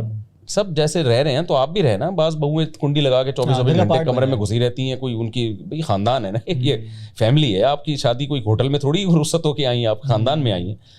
لیکن اس میں پھر یہ بھی مسئلہ ہے کہ اس پہ بعض دفعہ جو نیک پرہیزگار ہوتی ہے, جو ذرا خدمت گزار ہوتی ہے, تو اس پہ اس کی حیثیت سے زیادہ بوجھ ڈالا جاتا ہے. ان کی جو پرسنل لائف ہے میاں بیوی کی, وہ رہتی نہیں ہے بالکل. صحیح بات ہے. یعنی شوہر اپنی بیگم کو لے جانا چاہ رہا ہے, جی میں ذرا اس کو دوسرے کنٹری لے جانا چاہ رہا ہوں, تو ساس کہہ رہی ہے کہ اماں کہہ رہی ہے کہ نہیں لے جا سکتے, ابا کہہ رہے ہیں نہیں لے جا سکتے. تو یہ پھر غلط ہو جائے گا بھائی. ان کی ایک انڈیویجول لائف, اپنی بھی تو لائف ہے نا ان کی. تو وہ اپنی ماں کے گھر جانا چاہ رہی ہے کچھ دن کے لیے, شوہر راضی ہے اس پہ, اماں کہہ رہی ہے نہیں یہ نہیں جائے گی. یہ پھر جو ہے نا عورت کے دل میں آتا ہے کہ میرا میاں یہ ہے یا یہ ہے میری میاں, کس سے میری شادی ہوئی ہے, میں کس کے. تو ایک بیلنس بہت ضروری ہے. اور ان لڑکیوں کے بارے میں کیا کہنا ہے جو اپنے گھر کی تو یہ تو زندگی تباہ کرنے والی بات ہے. بالکل. اور میں نے ایسے, آپ نے بھی جیسے طلاق کے کیسز دیکھے نا, بعض دفعہ یہ ہوتا ہے لڑائی ہر گھر میں ہوتی ہے. دیکھیں ہم ابھی بیٹھے ہوئے ہیں نا, تھوڑی دیر کے لیے اٹھ کے چلے جائیں گے, لیکن ہم یہاں بیٹھے رہے نا 3-4 دن, تو ہو سکتا ہے میرا آپ سے پھڈا ہو جائے. ایسے ہی ہے کہ یار یہ اے سی کو تیز کیوں نہیں کر رہے آپ, یار آپ یہ کیا مسئلہ ہے. ایسے ہی ہے. تو میاں بیوی تو زندگی بھر کے لیے ساتھ رہتے ہیں, کہ کیسے ممکن ہے کہ ان کی لڑائی نہ ہو. بالکل. اور ساس بہو کی بھی ہوگی لڑائی, سسر کی بھی ہوگی, یہ نیچرل. میں تو لوگوں سے کہتا ہوں جن کی لڑائی نہیں ہو رہی وہ ان کا عجائب گھر میں لے جا کے ان کو رکھ دو. جب انسان رہتے ہیں تو بھائی ان کے جذبات بھی ہوتے ہیں. تو اس میں یہ ہے کہ بہت دفعہ ایسے ہوتا ہے, لڑائی ہوتی ہے, بہت کچھ ہو جاتا ہے, لیکن شوہر کو تھوڑی دیر میں ندامت ہو جاتی ہے, یار میں کچھ زیادہ بول گیا. ہر وقت تو نہیں آپ غصے میں بھنے رہتے ہیں نا, بعض دفعہ عورت کو خیال آ جاتا ہے میں کچھ زیادہ بول گئی. اور پھر دونوں ایک دوسرے کی ضرورت ہیں, جس سے کوئی ضرورت ہوتی ہے نا, وہ اس کو صحیح ہوتے ہوئے بھی اپنے آپ کو بعض دفعہ غلط ماننا پڑتا ہے. وہ میں اکثر ایک لطیفہ سناتا ہوں اگر آپ اجازت دیں. بالکل بالکل. وہ ایک صاحب تھے, 80 سال ان کی ایج تھی, بڑے ہینڈسم اسمارٹ نا. تو ان سے کسی نے پوچھا یار آپ 80 سال میں بھی اتنے اسمارٹ ہو, دبلے پتلے, اس کا راز کیا ہے؟ انہوں نے کہا یار میری جب شادی ہوئی تھی نا تو میرا بیگم سے معاہدہ ہوا تھا کہ جب بھی ہماری لڑائی ہوگی نا, جس کی غلطی ہوگی وہ 10 کلومیٹر پیدل چلے گا. صحیح ہے, کمپلیٹ ہو گیا لطیفہ. تو کہتے ہیں کہ مسئلہ یہ تھا, روزانہ ہوتی تھی لڑائی, تو مجھے ہی بلافر گھر جوڑنے کے لیے اپنی غلطی ماننی پڑتی تھی, تو میں چلتا تھا. تو اس نے کہا چلو آپ تو ہینڈسم ہیں, تو بھابھی کیوں اتنی ہینڈسم ہے, وہ بھی 70-75 کی, تو وہ بھی ہو گئی. اس نے کہا وہ یہ دیکھنے کے لیے چلتی تھی کہ میں چل رہا ہوں کہ نہیں چل رہا, تو وہ بھی واکنگ کی وجہ سے وہ بھی فٹ. تو گھر جوڑنے کے لیے بعض دفعہ آدمی کی غلطی نہیں ہوتی, وہ مان لیتا ہے. بعض دفعہ بیوی کی غلطی نہیں ہوتی, وہ مان لیتی ہے. جب ٹھنڈا ہوتا ہے نا غصہ تو بہت ساری چیزیں نکل آتی ہیں. لیکن ادھر آپ کو آیا غصہ اور آپ نے فون اٹھا کے اپنے بھائی کو کر دیا کہ جی یہ تمہارا جو بہنوئی ہے نا, اس نے مجھے یہ بولا ہے کہ میں تمہاری ٹانگیں توڑ دوں گا. وہ سالہ سچی مچی میں سمجھتا ہے کہ واقعی اس کی ٹانگیں ہی توڑے گا. تو وہ فون کر کے کہتا ہے کہ ہم نے تمہیں بہن کیا ٹانگیں توڑنے کے لیے دی تھی, جب ٹوٹی نہیں ہے. تو وہ کہتا ہے اس کی بعد میں توڑوں گا, تیری پہلے توڑوں گا میں. صحیح بات ہے, اور مسئلہ خراب ہوتا ہے. تو یہ ہوتا ہے. تو ماؤں کو چاہیے اپنی بچیوں کو سکھا کے بھیجیں کہ بیٹا ہم نے بھی جھیلا ہے بہت کچھ, گھر بسانے کے جو فائدے ہیں نا وہ بہت زیادہ ان فیوچر میں. یہ نہیں آتھرائز کرو, لڑکی کو بھی آتھرائز کرو, لڑکے کو بھی آتھرائز کرو کہ مسئلے جھیلنا. یہ جو ہے نا آپس میں تم وہ کہتے ہیں نا ڈولی آئی ہے کھٹولی نکلے گی. پہلے مائیں سکھا کے بیچتی تھی کہ بھائی ڈولی میں گئی ہو, اب جنازے کی کھٹولی آئے گی, ایسا نہیں اٹھ کے آ جانا. دیکھیں بچی جب گھر سسرال سے روتی بھی آئے نا, تو ماؤں کو یا باپوں کو چاہیے ایک دم ایکشن نہ لیں, تھوڑا 2-3 دن ٹھہر جائیں آرام سے. کیونکہ جس پہ بھی تھوڑی بہت بھی زیادتی ہو نا, ہماری قوم کی نیچر یہ ہے کہ اس کو بڑھا چڑھا کے بیان کرتے ہیں. ماں باپ کو چونکہ اولاد سے محبت بہت ہوتی ہے, تو جتنا وہ بیان کر رہی ہوتی ہے وہ سمجھ رہے ہوتے ہیں وہ اس سے زیادہ رہا ہے, حالانکہ وہ بہت تھوڑا سا کچھ ہو رہا ہوتا ہے تو وہ بہت زیادہ بیان کر رہی ہوتی ہیں, پھر وہ اس کو آگے اس سے معاملات خراب ہوتے ہیں. تو اس کا طریقہ یہ ہے کہ یہ بھی نہ کہیں کہ تم غلط کر رہی ہو, تمہارے ساتھ کچھ بھی نہیں ہوا, یہ بھی تو ممکن ہے ہو رہا ہو. صحیح بات ہے. تو 2-4 دن بڑے آرام سے اس کو جب نارمل ہونے دیں حالات, پھر تحقیق کریں کیا ہوا ہے کیا نہیں ہوا. اور دوسری طرف کی بات سنے بغیر یک طرفہ بات سن کے کبھی فیصلہ نہ کریں. دوسری بات یہ ہے کہ بچی کو گھر سے رخصت کرتے ہوئے ماؤں کو چاہیے کہ بتا دیں کہ بیٹا تم نے اپنے گھر میں اب خود اس کو سنبھالنا ہے. اتنی مداخلت ہے نا کہ میرے پاس جو کیس آ رہے ہیں نا, بچے کتنے ہوں گے نا یہ فیصلہ بھی ساس صاحبہ کر رہی ہیں, یعنی داماد کی ساس. اوکے, یعنی اگر 2 بچے ہو گئے تو اب تیسرا ہو رہا ہے, تو بیٹی کی ماں آ کے وہ بیٹی کو سمجھائے گی تو پاگل ہے, ابھی 2 ہوئے تھے نا تو ابھی تیسرا کیوں ہو رہا ہے. یہ ان کا پرسنل معاملہ ہے نا, یہ تو بالکل ہی 2 ہونے ہیں 3 ہونے ہیں یا 4 ہونے ہیں یا کب ہونے ہیں, یہ تو میاں بیوی کا آپس کا بالکل ہے نا. اس میں آپ انٹرفیئر کر, جب شوہر کو پتا چلتا ہے یار میری ساس میری بیگم کو کہہ رہی ہے کہ یہ دوسرے کے بعد تیسرا کیوں آ رہا ہے, وہ دماغ تو گھومتا ہے کہ یار تم ہمارے معاملات میں آپ اتنی زیادہ کیوں دخل اندازی کر رہی ہو. اور یہ ہو رہا ہے, یہ 100% ہو رہا ہے. بالکل صحیح کہہ رہا ہوں. بچے کس اسکول میں پڑھیں گے, وہ بھی میں ایک واقعہ سناتا ہوں. بالکل کہ جی وہ ایک صاحب نے مجھے کہا کہ یار مفتی صاحب میری اتنی آمدن نہیں ہے کہ میں اپنے بچوں کو سٹی اسکول یا بیکن ہاؤس میں پڑھاؤں, اور ساس نے جو دماغ کھایا ہوا ہے کہ بچوں کو یہاں پڑھاؤ, سسرال نے میرے اوپر دباؤ ڈالا ہوا ہے. تو میں نے ان سے کہا بول دو بھائی میری آمدن نہیں ہے. کہہ رہے ہیں وہ کہتے ہیں ہمارے بچے نہیں ہیں کیا, یہ ہمیں بھی تو فکر ہوگی. میں نے کہا تو مسئلہ حل کر دیا انہوں نے. ان سے کہا بالکل آدھے آپ کے آدھے میرے, تو آدھی فیس آپ دیں گے آدھے ہم دیں گے. تو یا تو آپ سپورٹ کر رہے ہو نا داماد کو, صحیح بات ہے, پھر تو چودراہٹ بنتی بھی ہے. خالی پیلی کے مشورے یہ تو گھر خراب کرنے والی بات ہے. صحیح بات ہے. اچھا شادی کی ایج فار ایگزامپل بلوغت ہو گئی, چاہیے آپ ایک 18+ ہو گئے. ہمارے یہاں میں ایسے لوگوں کو جانتا ہوں, لڑکوں کو جانتا ہوں کہ لڑکی نظر میں ہے, صحیح ہے, گھر والوں کو بھی پتا ہے کہ بھائی لڑکی اس کی نظر میں ہے, شادی کرنا چاہتا ہے, لاکھوں ڈالر بھی کما رہا ہے, فری لانسنگ بھی کر رہا ہے, لڑکی بھی فری لانسنگ کر رہی ہے, دونوں شادی کے قابل ہیں. لیکن ابا صرف اس لیے نہیں کہ ابھی شادی نہیں کر سکتے کیونکہ گھر میں بیٹیاں بیٹھی ہوئی ہیں, گھر میں بڑے بھائی بیٹھے ہوئے ہیں, لیکن لڑکا بیچارہ فلی تیار ہے, اور وہ الٹی سیدھی باتیں مجھ سے آگے کرتا ہے کہ یار فاطمہ دیکھیں اس وجہ سے یہ چیزیں ہو رہی ہیں. اس میں ماں باپ کی بغاوت کرنی چاہیے. سوری, ہاں میں یہی پوچھنا چاہ رہا تھا. یہ جو اگر شادی بیاہ کے معاملات کو ماں باپ پہ چھوڑ دیا جائے نا تو زنا پھیلے گا, بدکاری پھیلے گی, ڈپریشن, اسٹریس, اور یہ ساری, ہمارے ملک میں تو ویسی ٹھڑک کا ریشو بہت زیادہ ہے, ٹھیک ہے نا. تو اس میں تو جب آپ بالغ ہو گئے تو بس ٹھیک ہے بھائی, آپ کو یہ اللہ نے حق دیا ہے, ماں باپ اگر روکتے ہیں تو آپ نہ روکیں. اور ویسے بھی آپ دیکھیں نا, آپ کہہ رہے ہیں کہ میری بیٹیاں بیٹھی ہوئی ہیں تو اس لیے آپ اپنے بیٹے کو نہیں کرنے دے رہے, تو دوسرا بھی تو آپ کی بیٹیوں سے اس لیے نہیں کر رہا کہ اس کی بیٹیاں بیٹھی ہوئی ہیں. ہاں صحیح. یعنی آپ اپنی بیٹیوں کے چکر میں دوسروں کی بیٹیوں کو نہیں نمٹا رہے, دوسرا اپنی بیٹیوں کے چکر میں آپ کی بیٹیوں کو نہیں نمٹا رہا, تو بھائی جس کا جو رشتہ مل رہا ہے اس کو کرتے چلے جاؤ. زبردست اینگل ہے. تو یہ اس اینگل سے بھی سوچنا چاہیے نا. ایسے لڑکے آتے ہیں نا, وہ مجھے کہتے ہیں میری ماں کرنے نہیں دے رہی ہے مجھے شادی, وہ کہہ رہی ہے پہلے بیٹیوں کی ہوگی. میں کہتا ہوں بیٹیوں کا رشتہ کون بھیجے گا؟ جو لڑکے بیٹیوں کے لیے رشتہ بھیجتے وہ اس لیے تو نہیں کر رہے کہ ان کی بہنوں کی بھی شادی نہیں ہو رہی ہے. یہ تو سوسائٹی نے ایک پورا گویا کمپرومائز کیا ہوا ہے کہ ہم آپ کے خواتین کو نکاح نہیں کریں گے ان سے, اور آپ جو ہے نا کسی اور سے نہیں نکاح کریں, تو ہم سب آپس میں ایگریمنٹ کیا ہوا ہے. تو بھائی جس کو جو رشتہ آ رہا ہے اس کو نمٹاؤ بھائی, ٹھیک ہے نا. اور دوسری بات یہ, تو آپ تو ماشاء اللہ ایک فزیکل فٹنس کے ٹرینر بھی ہیں, شادی کا تعلق آپ کی باڈی کی ریکوائرمنٹ ہے. یہ بالکل, یہ آپ کی فزیکل ریکوائرمنٹ ہے. یہ ایسے ہی ہے جیسے آپ کو بھوک لگ رہی ہے اور آپ کسی کو روٹی نہ کھانے دیں کہ جب تک اسٹیبل نہیں ہو جاتے میں آپ کو روٹی نہیں کھانے دوں گا, تو وہ اسٹیبل ہونے میں ٹائم لگے گا اس کی, کیونکہ اس کا وہ صحت بھی اچھی نہیں ہوگی, دماغی انسٹیبل ہو جائے گا. دیکھیں گوروں نے تو اس کا حل یہ نکالا کہ نکاح اور زنا میں فرق ختم کر دیا. تو وہ تو 18 سال ایج ہوتے ہی نائٹ کلب میں جاتے ہیں, لیو ان ریلیشن شپس ہیں. ہاں ان کے یہاں تو اس سے کیا ہوا کہ ترقی تو کر لی لیکن خاندانی نظام تباہ و برباد ہو گیا. تو اگر یا تو ہم یہ سب کچھ الاؤ کر دیں, اگر یہ سب کچھ ہم نہیں کر سکتے تو پھر ہمیں جو اسلام نے راستہ بتایا حلال کا کہ جلد نکاح کرو, اس کی طرف ہمیں آنا پڑے گا. اور اس میں تو نوجوانوں کو کہتا ہوں بھائی آپ اگر وسائل ہیں آپ کے پاس, رشتہ مل رہا ہے, ابا نہیں کرنے دے رہے, تو ابا کو یہ کہا کریں آپ کہ ابا اگر آپ کے ابا آپ کو نہ کرنے دیتے تو آپ میرے ابا بنتے. ٹھیک ہے, سیدھی سی بات ہے. اس سے مجھے بھی کسی اور کا ابا بننے تھے آپ. اس میں ماں باپ کو رائٹ نہیں ہے کہ وہ بیٹی کو شادی سے روکیں یا بیٹے کو شادی سے روکیں, یہ ان کا حق نہیں. زبردست. اچھا ایک سوال بڑا امپورٹنٹ اس وجہ سے ہے کہ وہ ایک مرحوم عمر شریف صاحب کا ایک لطیفہ تھا نا کہ خواتین ایک دوسرے سے کہتی ہیں بہن سچا پیار نہیں ملا, جبکہ گھر میں 10 بچے ہوتے ہیں, 12 بچے ہوتے ہیں.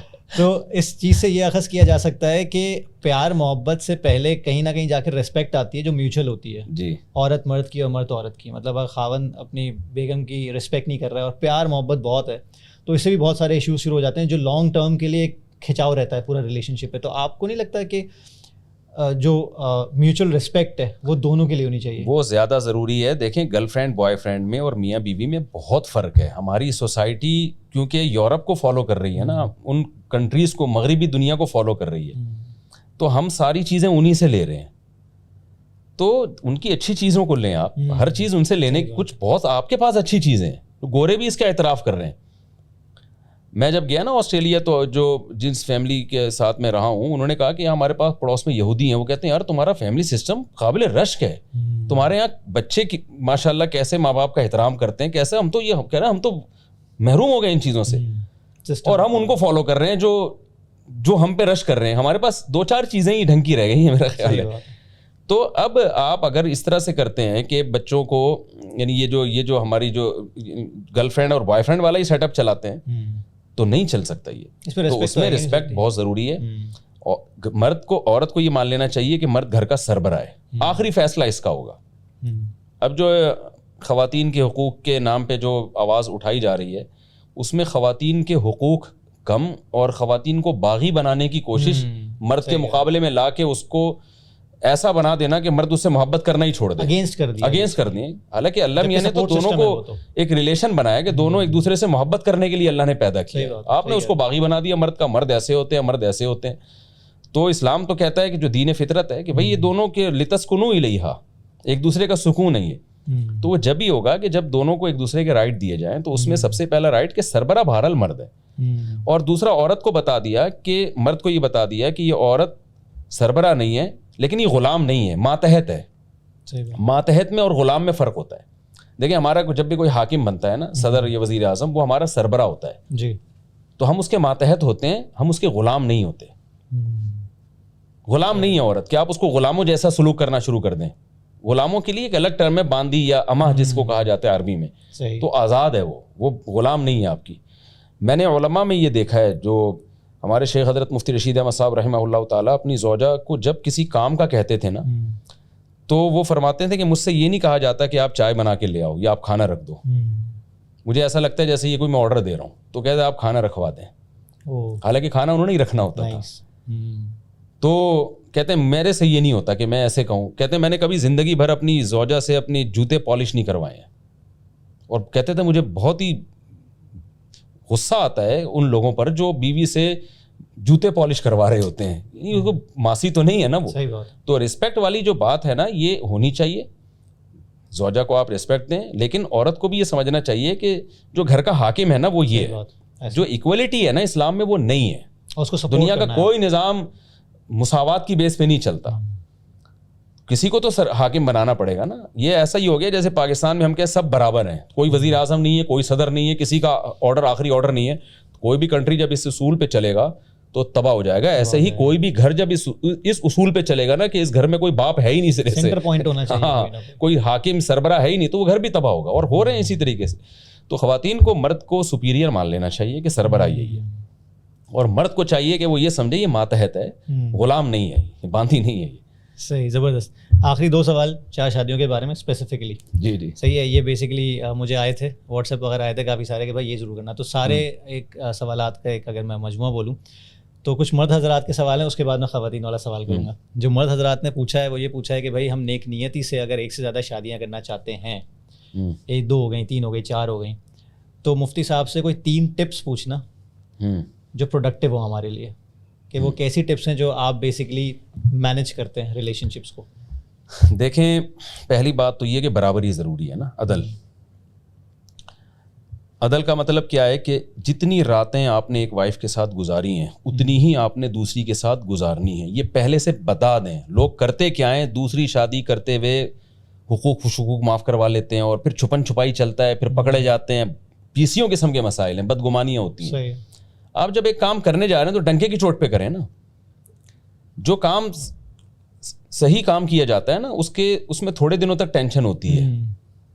آپ کی بیگمات کو بھی پتہ چل جائے گا بھائی ایک شریعت کو مانتا ہے یہ, اور ادھر کی باری ہے تو کل ادھر کی باری ہے, پرسوں ادھر کی باری ہے, ترسوں ادھر کی باری ہے. مثال ہم 4 ہی کی کر دیتے ہیں نا پوری, ٹھیک ہے نا.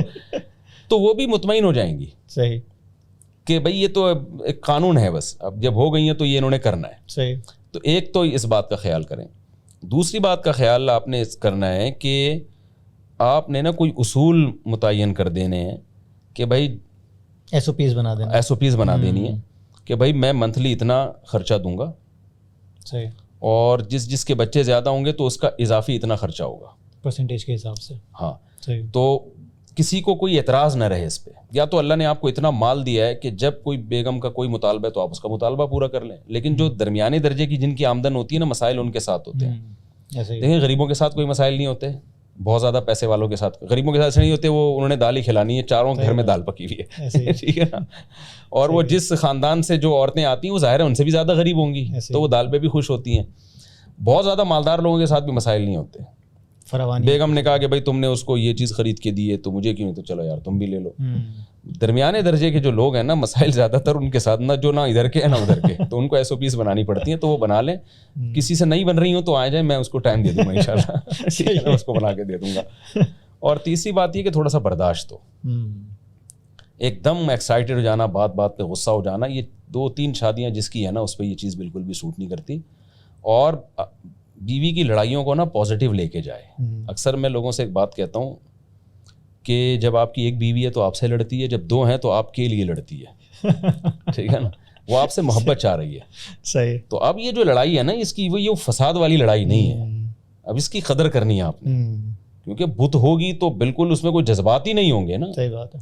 تو ظاہر ہے آپ یار اس پہ سوکن لے کر آ رہے ہو, اس کو تو بہت جذباتی ہوتی ہے وہ, تو اس میں آپ نے اس کو برداشت کرنا ہے. اور خاص طور پہ پہلی والی کو جو زخم لگے ہیں, ماننا ہے کہ اس کو زخم لگے ہیں. آپ نے یہ نہیں کہنا کہ جی میں نے, اسلام نے چونکہ ایکچولی مجھے اجازت دی ہے اور میں تو 4 کر سکتا ہوں. یار اجازت تو آپ کو دی ہے اسلام نے, لیکن اسلام نے یہ تو نہیں کہا کہ پہلی والی کو تکلیف نہیں ہو رہی, اس کو تو ہوگی نا تکلیف. تو پھر آپ نے اس کا ازالہ کرنا ہے, اس کو محبت دینی ہے, اس کو عزت دینی ہے, اس کو یہ شو کرنا ہے کہ میں دوسری کے بعد بدلا نہیں ہوں. عام طور پہ لوگ دوسری کے بعد ایسے لٹکا دیتے ہیں اس کو. نہیں, جیسے آپ نے رابی پہ زیادہ کہ اس میں کہا تھا نا کہ میں پہلی جو زوجہ ہیں ان کو آگے بٹھاتا ہوں کیونکہ وہ لیڈر ہیں. میں جب بھی سفر کرتا ہوں تو ترجیح ظاہر ہے, جیسے کہیں عمرہ کرانا ہے تو پہلے میں نے ان کو کروایا. تو یعنی یہ تو غلط ہے نا کہ جو نہیں آ رہی ہے تو آپ اس کو محبتیں دینا شروع کر دیں, اور جس نے آپ کے ساتھ اتنا ٹائم گزارا. یہ بھی نہیں کہ نئی والی کے ساتھ زیادتی کرنا شروع کر دیں آپ کسی کی وجہ سے. اسلام میں رائٹ تو سب کے برابر ہے. تو یہ چند چیزیں ہیں جو لوگ خیال نہیں کرتے. اور باقی یہ ہے نا کہ نیک نیتی سے شادی, او بھائی آپ بری نیت سے کر لو یار, کرو ضرور. میرا خیال سے جو 3 پوائنٹس آپ جو ہے نا ابھی اس نیتوں میں نہ پڑیں, یہ سوسائٹی کی نیڈ ہے. طلاق یافتہ بیوہ کنواری لڑکیاں بیٹھی ہوئی ہیں, بھرمار ہے ان کی. ہاں آپ عدل کریں, ان کے حقوق پورے کریں. یہ جو آپ نے 3 ٹپس بتائی نا, کتنے لوگ تو بیک اسٹیپ پہ ویسے ہی آ جائیں گے, یار یہ ہم سے نہیں ہو پائے گا. نہیں ہو جائے گا انشاءاللہ, ہمت تو کریں نا, ہو جائے گا. اس لیے وہ ٹپس مانگ رہے تھے آپ سے. اچھا لاسٹ سوال جو خواتین کا ہے, وہ یہ کہہ رہی تھی کافی زیادہ خواتین, یار وی ڈونٹ لائک ہم. تو میں نے کیوں, کیا وجہ ہے, کہہ رہی ہیں کہ پھر بہت سارے سوال آتا ہے. ان کا ایک تھیم یہ تھا کہ اگر مفتی صاحب اس کا ایک جواب دے دیں تو ہم شاید سوچیں اس بارے میں کہ ہاں مفتی صاحب صحیح بول رہے ہیں. وہ یہ تھا کہ ایسا کیسے ہو سکتا ہے کہ ایک انسان ایک وقت میں 4 لوگوں سے ایک جیسا پیار, ایک جیسی محبت کر سکے, یہ ہو ہی نہیں سکتا. تو فطرتاً کیسے دیکھیں, آپ کے 4 بچوں سے سب سے آپ کو پیار ہوتا ہے کہ نہیں ہوتا؟ یہ کہنا کہ آپ کے چوتھا بچہ آ گیا تو پہلا برا لگنے لگا, ایسا نہیں ہوتا. ہاں یہ ضرور ہے کہ کسی سے زیادہ پیار ہوتا ہے, کسی سے کم ہوتا ہے. تو 3 شادیاں ہوں, 4 بیویاں ہوں, یہ ممکن ہے کہ کسی سے زیادہ محبت ہو آپ کو. اب ہر آدمی کا معیار الگ ہے. جو ٹھرکی قسم کے لوگ ہوتے ہیں ان کو صرف خوبصورتی کی وجہ سے زیادہ محبت ہوتی ہے. صحیح بات. جو خاندانی لوگ ہوتے ہیں وہ دیکھتے ہیں یار یہ میری بیوی بڑی رسپیکٹ دیتی ہے, مجھے عزت دیتی ہے, میری ماں کی خدمت کرتی ہے, وہ اس بیس پہ زیادہ محبت کرے گا. نبی صلی اللہ علیہ وسلم کی 9 بیویاں تھیں, آپ کو حضرت عائشہ سے سب سے زیادہ محبت تھی, حالانکہ آپ کی دوسری بعض ازواج حضرت عائشہ سے زیادہ خوبصورت تھیں. لیکن حضرت عائشہ سے محبت کیوں تھی؟ بے انتہا ذہین تھیں وہ, اور جو اللہ نے ان کو فقہی بصیرت اور علم عطا کیا تھا وہ دوسری زوجات سے زیادہ عطا کیا تھا, حالانکہ دوسری زوجہ آپ کی زیادہ حسین تھی. تو یہ چیز ہے کہ اگر ایک بیوی آپ کی خوبصورت ہے تو سارا مرد کی توجہ اسی طرف ہو رہی ہے. ایک بیوی نے آپ کے ساتھ 10 سال گزار دیے, بچوں کو پالا, آپ کے غربت میں آپ کا ساتھ دیا, آپ اس کو اگنور کر رہے ہیں, تو یہ اس بیس پہ کسی سے زیادہ اور کم محبت ہو رہی ہے, تو یہ غلط بیس ہے. تو اس لیے جو ہے اس میں یہ تو ممکن نہیں ہے نا کہ کسی میں قابلیت زیادہ ہے, صلاحیت زیادہ ہے, آپ کو اس سے کم محبت ہو, یا کیسے ہو سکتا ہے؟ تو یہ تو ممکن ہے کہ مرد کو کسی بیوی سے زیادہ ہو اور کسی سے کم ہو. اس کی بیس کیا ہوگی وہ ہر آدمی کی حالت مختلف ہے. لیکن یہ نہیں ہوتا کہ جی یہ دوسری آ گئی ہے تو پہلی سے محبت ختم ہو جائے گی یا تیسری سے محبت ختم ہو جائے گی, ایسا نہیں ہوتا. اللہ نے مرد کو جب 4 کی اجازت دی ہے تو اس کو تھوڑا ظرف بھی مردوں, ہم تو مردوں ہی کو ترغیب دے رہے ہیں نا, جو مرد نما عورتیں ہیں ان کو تھوڑی ترغیب دے رہے ہیں. صحیح بات. تو جو واقعی صفات کے لحاظ سے بھی مرد ہوں انہیں کو ترغیب دے رہے ہیں, اور انہیں کا کام ہے یہ. تو جب مرد کرتا ہے جو واقعی مرد ہو تو وہ اپنی سب بیویوں سے محبت کرتا ہے. جیسے آپ کے 4 بچے ہوں, 8 بچے ہوں, آپ کو کوئی, آپ کسی کے بارے میں بھی نہیں چاہیں گے کہ یار یہ کہیں دائیں بائیں ہو جائے, سبھی اچھے لگ رہے ہوتے ہیں. تو اللہ میاں نے مرد کو ظرف دیا ہے, وہ سب سے محبت کرتا ہے. اچھا مفتی صاحب, یہ جو آپ نے لاسٹ جواب دیا ہے, یہ ایک چھوٹی سی بات میں اس میں کمنٹ کروں. خواتین جو یہ سمجھتی ہے نا کہ دوسری کے آنے سے میری ویلیو کم ہو جائے گی, یہ غلط سوچ ہے. بعض دفعہ دوسری کے آنے سے مرد کا ظرف اور بڑھ جاتا ہے. وہ بہت ساری چیزیں پہلی کی ایسی برداشت کرنے لگتا ہے جو پہلے برداشت نہیں کر سکتا تھا وہ. دیکھیں جب آپ کی ایک اکلوتی بیوی ہوتی ہے تو ایک عورت میں جتنی خاصیتیں ساری آپ کو اس اکیلی میں چاہیے جو کہ کسی میں نہیں ہوتی. لیکن جب زیادہ ہو جاتی ہیں تو پھر آدمی کہتا ہے چلو یار اس میں یہ عیب ہے, لیکن یہ تلافی مجھے وہاں سے ہو جائے گی, اور اس کی وہ خامی برداشت کرنا آسان ہو جاتا ہے آپ کے لیے. تو اس کے صرف مرد کو فائدے نہیں ہوتے, عورت کو بھی فائدے ہوتے ہیں. ابھی تو فائدوں کو چھوڑیں, ابھی تو اتنی ساری خواتین جن کی شادی نہیں ہو رہی ان کو کیا کنٹینر میں بند کر کے سمندر میں پھینکیں, کیا کریں؟ صحیح کہہ رہے ہیں. ابھی تو یہ بڑا مسئلہ بنا ہوا ہے نا, خاص طور پہ طلاق یافتہ بیوہ جو اس طرح کی خواتین ہیں, اور ماشاءاللہ مطلب ایج بھی ہے ان کی اچھی. ہم ان میرڈ خواتین کا تو سوچ رہے ہیں جن کی ہو گئی ہے, میں بات کر رہا ہوں ان کی جن کی نہیں ہوئی ہے. ان کا کیا حال ہے آپ کے پاس؟ تو ان کا کوئی حل نہیں ہے اس کے علاوہ. بالکل ایسے لوگ ہیں جو 30, 35, 40 کی عمر میں ہیں اور وہ چاہتی ہیں کہ رشتہ بھی پھر وہ آتا ہے وہ 70 سال کا یا 65 سال کا. بالکل ایسے ہی ہے. اچھا ایک چیز اور ہے, لڑکے بیسیکلی یہ سمجھتے ہیں کہ فار ایگزامپل اگر وہ کمانا شروع بھی کر دیا انہوں نے کہ فار ایگزامپل 25,000 تنخواہ 35,000 تنخواہ, اب وہ چاہتے ہیں کہ 1,35,000 ہوگی, ایک بینچ مارک بنا لیا کہ اس کو ہم ریچ کریں گے اس کے بعد ہی کریں گے, گاڑی آ جائے گی, کرایہ کا گھر آ جائے گا. اور دوسری بات یہ بھی ہے کہ بھائی دوسری طرف یہ بھی کہا جاتا ہے کہ نکاح میں برکت ہوتی ہے, تو آپ کو سوچنا نہیں چاہیے, آپ کو کر لینا چاہیے. تو اس کے بارے میں کیا کہنا ہے آپ کا؟ بالکل جو دوسری بات آپ نے کی ہے نا, ایسا ہی ہے, سوچنا نہیں چاہیے, کر لینا چاہیے. سورہ نور میں اللہ نے جہاں نکاح کا حکم دیا نا, وہاں یہ کہا کہ ان یکونوا فقراء یغنیہم اللہ من فضلہ, اللہ پہ اعتماد کرو, توکل کرو, اللہ اپنے فضل سے غنی کرے گا. تو جو اسٹیبل ہونے کے چکر میں نکاح میں تاخیر کرتے ہیں نا, وہ اسٹیبل ہی ہوتے رہتے ہیں ساری زندگی. ہر چیز کا ایک ٹائم ہوتا ہے. صحیح. تو نکاح کے ذریعے قرآن سنت سے ہمیں پتہ چلتا ہے کہ آپ کے مال میں, دیکھیں ہم انگریز نہیں ہیں کہ ہر چیز کو کیلکولیٹر لے کے بیٹھ جائیں, ہم اللہ کو مانتے ہیں نا. تو جب اللہ کہہ رہا ہے کہ نکاح میں نے برکت رکھی ہے, لہذا جلدی نکاح کر لیا کرو, اور تھوڑی بہت مالی تنگی ہو اس کو اللہ تعالیٰ سے امید رکھو کہ اللہ تعالیٰ برکت دے گا. اور ویسے بھی آپ دیکھیں نا کہ ذہنی سکون بھی تو چاہیے نا. آپ کی 35,000 تنخواہ آپ چاہ رہے ہیں جب تک 1,35,000 نہیں ہوگی میں نہیں کروں گا, تو اس 1,35,000 تک پہنچنے میں جو آپ کے اندر جو ڈیزائرز پیدا ہو رہی ہیں جو بالکل نیچرل ہیں, ان کو آپ کرا دیں گے, آپ سے بہت کچھ آپ سے غلط کروا دیں گی. اور پھر جب آپ ایک دفعہ غلط کاریوں میں لگ گئے, گرل فرینڈ کے سیٹ اپ سے جڑ گئے آپ نا, تو پھر بیوی سے اس طرح محبت آپ نہیں کر پاؤ گے, کیونکہ آپ نے زندگی میں درجنوں لڑکیاں دیکھ لی ہوں گی. کتنے کیسز اب تو میرڈ لڑکوں کے آ رہے ہیں جن کی بیویوں کو شکایت ہے کہ زنا کرتے ہیں. کیوں؟ شادی سے پہلے ان کو جو لت پڑ گئی ہے وہ بیوی کی طرف وہ اٹریکشن ہی نہیں ہے, ان کو روزانہ لڑکی بدلنے کا شوق ہے. تو یہ کتنی بڑی ایک آپ نے اپنی جو سوشل لائف کو تو تباہ کر دیا نا آپ نے. تو ایک آدمی کی زندگی میں پہلی لڑکی آئے وہ اس کی بیوی ہو, اس سے ٹوٹ کے محبت کرتا ہے وہ. تو یہ جب ہی ہے کہ جب وہ بالغ ہونے کے فوراً بعد نکاح کرے اور پھر اللہ پہ اعتماد اور توکل کرے. تو یہ کتنا بڑا ایک المیہ ہے کہ آپ کی بیوی میں آپ کو دلچسپی نہیں ہے, اور وہی پرانی وہ جو میں لطیفے سناتا رہتا ہوں, ٹھیک ہے, آج سے تم ہی میرے غفار بھی ہو, تم ہی میرے ستار بھی ہو. تو اس طرح کی چیزیں ہونا شروع کا نمبر دے دو. تو صحیح ہے. چلیں, تھینک یو ویری مچ مفتی صاحب, آپ نے بہت زیادہ ٹائم نکالا. ویسے ہم سوچ نہیں رہتے کہ اتنے سارے سوال ہوں گے, لیکن آپ سے بات کرنے کا مزہ جب ہی آتا ہے جب باتوں سے بات نکلتی رہتی ہے. جی جی. اور اس پوڈ کاسٹ کا مقصد بیسیکلی یہی تھا کہ کچھ مولوی صاحب کی آڈینس ہے اور کچھ نان آڈینس ہے جو بیسیکلی میرے پاس ہے, یا پھر ہم جیسے لوگ جو کہ بیسیکلی مڈ لائف کرائسس سے گزر رہے ہیں, کارپوریٹ پروفیشنلز ہیں, ورکاہولکس ہیں, اپنے آپ کو سمجھتے ہیں کہ ہمیں بہت کچھ پتہ ہے, لیکن ہم عالموں کو سمجھتے ہیں یا پھر مفتی صاحب جیسے لوگوں کو سمجھتے ہیں کہ ان کو دین کے علاوہ اور امور پہ کچھ نہیں پتہ. تو یہ کانورسیشن تھی اس گیپ کو برج کرنے کے لیے. تو امید کرتا ہوں میری کوشش اور ہم سب کی کوشش رائے گاہ نہیں جائے گی. ہمیں اپنی رائے سے آگاہ کرتے رہیے گا, کامنٹ میں بتائیے گا, اور چینل کو سبسکرائب کیجیے گا, ویڈیو کو شیئر کیجیے گا. ہم آخری دفعہ سلام کرتے ہیں مفتی صاحب کو, اور انشاءاللہ کوشش تو یہ رہے گی آپ کو دوبارہ کبھی بلائیں اور مزید ان چیزوں پہ بات ہو. Thank you very much. خدا حافظ.